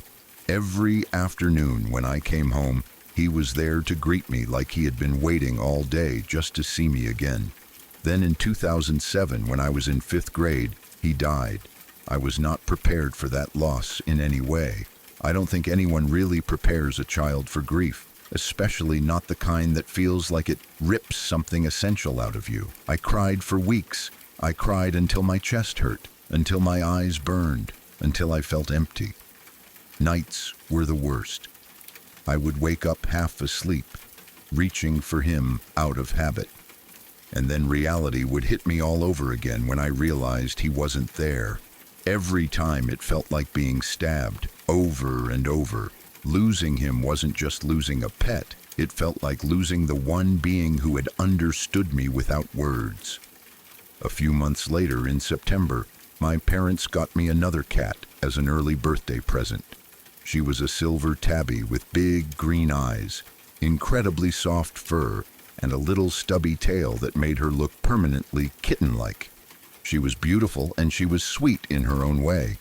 I knew she couldn't replace my Siamese and I didn't want her to, but she slowly became something else to me. She helped me cope. She helped me survive. She wasn't a cuddler like he was, but she liked to play and she had her own personality. She gave me something to focus on when everything still hurt too much. By the time 2009 came around, things in my life started getting heavier in ways I didn't fully understand yet. I had been dealing with mental illness for as long as I could remember. Depression was something I lived with daily, even if I didn't have the language for it yet. I didn't have friends in real life. School was isolating, but online I had found a group of people who felt like friends. We talked every day. We shared jokes, stories, support. For the first time, I felt like I belonged somewhere. Then, a couple of weeks before Christmas, everything fell apart. Without warning, they turned on me. They told me they didn't want me there anymore. They said they never wanted to hear from me again.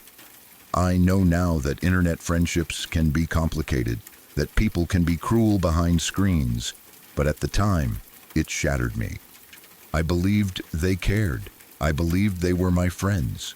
Losing them felt like losing my last connection to the world. I tried to act like it didn't matter. I didn't want to seem dramatic or weak. I told myself it was just the internet. But when I was alone, I cried. A lot. I felt abandoned, rejected, unwanted. One day, a few days after they cut me off, I was sitting at the computer, staring at the screen while they continued talking without me. I couldn't stop the tears from falling. That's when I heard it, a loud, unmistakable meow right behind me. I turned around in my chair and there he was. My Siamese cat was sitting by the fireplace, exactly where he used to sit. He looked solid, real, not transparent, not faded, just him, staring right at me like he always had. I completely broke. I screamed. I don't even remember the sound coming out of my mouth. I toppled out of the chair and collapsed onto the floor, sobbing so hard I could barely breathe. It felt like everything I had been holding inside just exploded all at once. My silver tabby came over and sat next to me, confused but present. My mom came running, terrified, asking what was wrong, asking if I was hurt. I didn't tell her about my online friends. I was scared she wouldn't take it seriously, that she'd tell me it wasn't real pain. Instead, I told her I saw my Siamese cat sitting by the fireplace. Years have passed since then. 2010 was one of the hardest years of my life. I was in a bad accident. I had a nervous breakdown. Another one of my cats died. It felt like loss kept finding me over and over again, no matter what I did. But somewhere in the middle of all that, something shifted. I made a couple of friends at school who didn't care that I was mentally ill. They didn't try to fix me or dismiss me. They just accepted me. At the end of 2010, we adopted a little kitten. He grew into one of the best things in my life. Slowly, things began to improve. By 2011, I had friends both online and offline. I was doing better in school. I started to feel like maybe my life wasn't doomed to be nothing but pain. I turned 18, something I once wasn't sure I'd ever reach. But even now, all these years later, something strange remains. Whenever I start to get really upset, when the sadness gets heavy and familiar, I still see my Siamese cat around the house. Sometimes he's sitting by the fireplace. Sometimes he's curled up on my bed, just like he used to be. It doesn't scare me anymore. It doesn't make me scream or cry like it did that first time. Now it feels different. I don't know what it is. I don't know if it's my brain, my grief, my mind finding comfort in an old memory. I don't claim to have answers. All I know is that when things get bad, when I feel like I'm slipping back into that dark place, he's there, watching, sitting, existing in the background of my life like he never really left. And somehow that makes things easier. I don't feel alone anymore.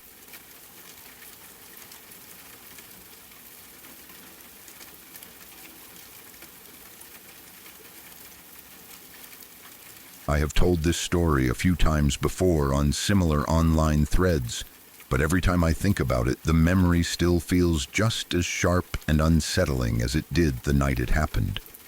It is one of those moments that burned itself into my mind so deeply that even now, years later, I can close my eyes and feel the same fear creeping back in.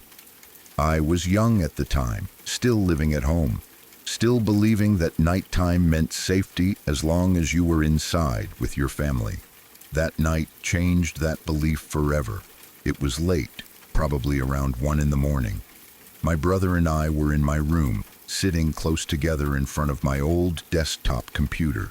We were doing something completely harmless and boring, the kind of thing kids do when they stay up later than they are supposed to. I think we were reading about Pokemon, maybe looking up cheats or trivia or something equally unimportant. The house was quiet in that deep, heavy way that only exists after midnight. My parents were asleep in their bedroom down the hall, the lights were off, and everything felt normal.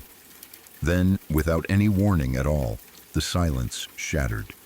We heard my parents' bedroom door shake violently, like something had slammed into it from the outside. It wasn't a gentle rattle or a creak. It was aggressive, loud, and sudden. Before either of us could even react or ask what that noise was, we heard a scream. I have heard screams in movies. I have heard people yell, cry, panic, and even shriek. But this was something different. This scream didn't sound human in the way you expect. It was raw, desperate, and filled with a kind of terror that seemed to go straight through my body. It came from outside, somewhere close, and it felt like it wrapped itself around my chest and squeezed. In that moment, a kind of dread washed over me that I have never felt before or since. It wasn't just fear, it was heavier than that. It felt instinctual, like my body knew something was very wrong before my brain could catch up. My heart was pounding so hard I thought I might throw up. I remember looking at my brother and I could see that same look on his face. He was just as frozen and terrified as I was. We didn't stop to think. We didn't whisper or try to be quiet. We ran. We burst into my parents' bedroom, probably scaring them half to death. My mom was already awake, sitting up in bed, completely panicked. My dad was awake too, clearly shaken, but his focus was on my mom, trying to calm her down and figure out what was happening. Whatever had shaken their door and caused that scream had scared them just as badly as it scared us. All four of us rushed to the window, our movements frantic and uncoordinated. Outside, under the dim glow of the streetlights, we saw her. There was a young-looking woman walking slowly down our street. She was wearing a white dress that stood out sharply against the darkness. Her hair hung loose around her shoulders. She was sobbing, and every few steps she would let out another scream. Sometimes it sounded like crying, other times it sounded like something closer to a screech, high and piercing, filled with agony. She wasn't running, she wasn't stumbling, she was just walking, slow and steady, like she had nowhere to go and nothing to lose. Seeing her only made the situation more confusing and frightening. This wasn't a shadow or a trick of the light.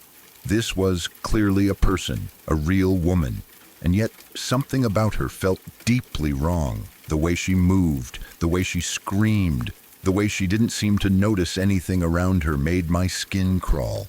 My first thought, and I think everyone else's too, was that she was in danger. Maybe she had been attacked. Maybe someone was chasing her. Maybe she needed help. Before any of us could stop him, my dad grabbed his shoes and went outside. I remember watching from the window, my hands shaking, my stomach twisted in knots. My dad called out to her, asking if she was okay, asking if she needed help. His voice sounded small and uncertain in the open night air. She did not respond. She didn't turn her head. She didn't slow down. She didn't even seem to notice that my dad was there at all. She just kept walking down the street, sobbing and screaming, her face empty and distant. The look on my dad's face as he stood there helplessly is something I will never forget.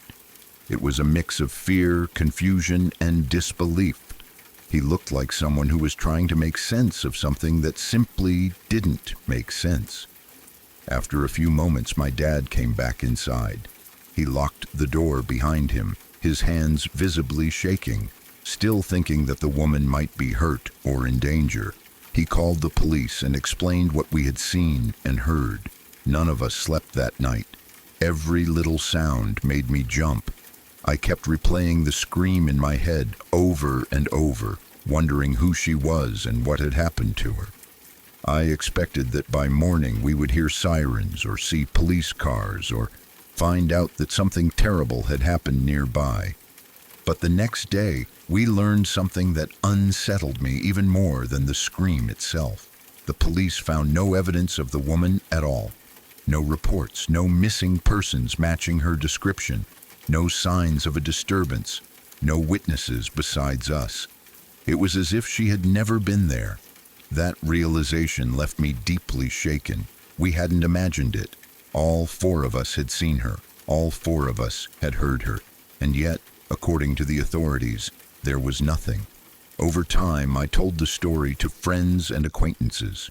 Most of the reactions were skeptical, but some people believed me. A surprising number of them suggested the same thing.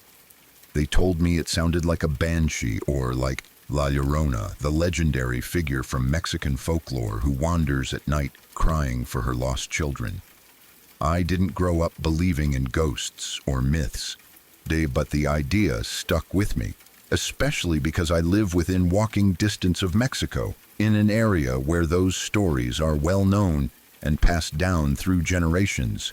The image of a woman in white, screaming and sobbing in the night, fit the legend almost too well.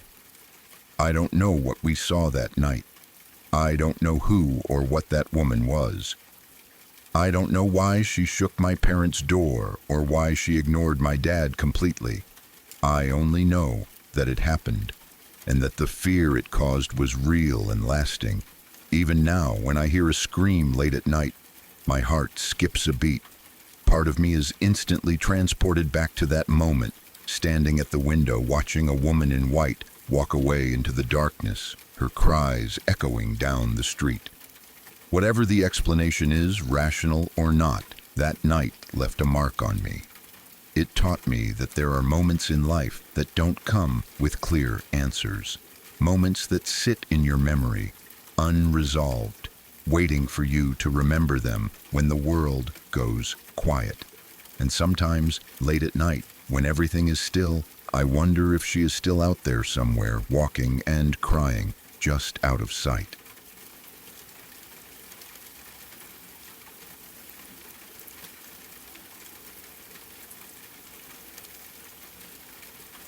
Thank you for spending your night with me. I hope these lullabies stay with you, but not too close. If you found these stories chilling, please like the video and subscribe to join the family. Every comment and sub helps us keep the darkness growing. Get as comfortable as you can, stay safe, and I'll see you in the next one. Sweet dreams.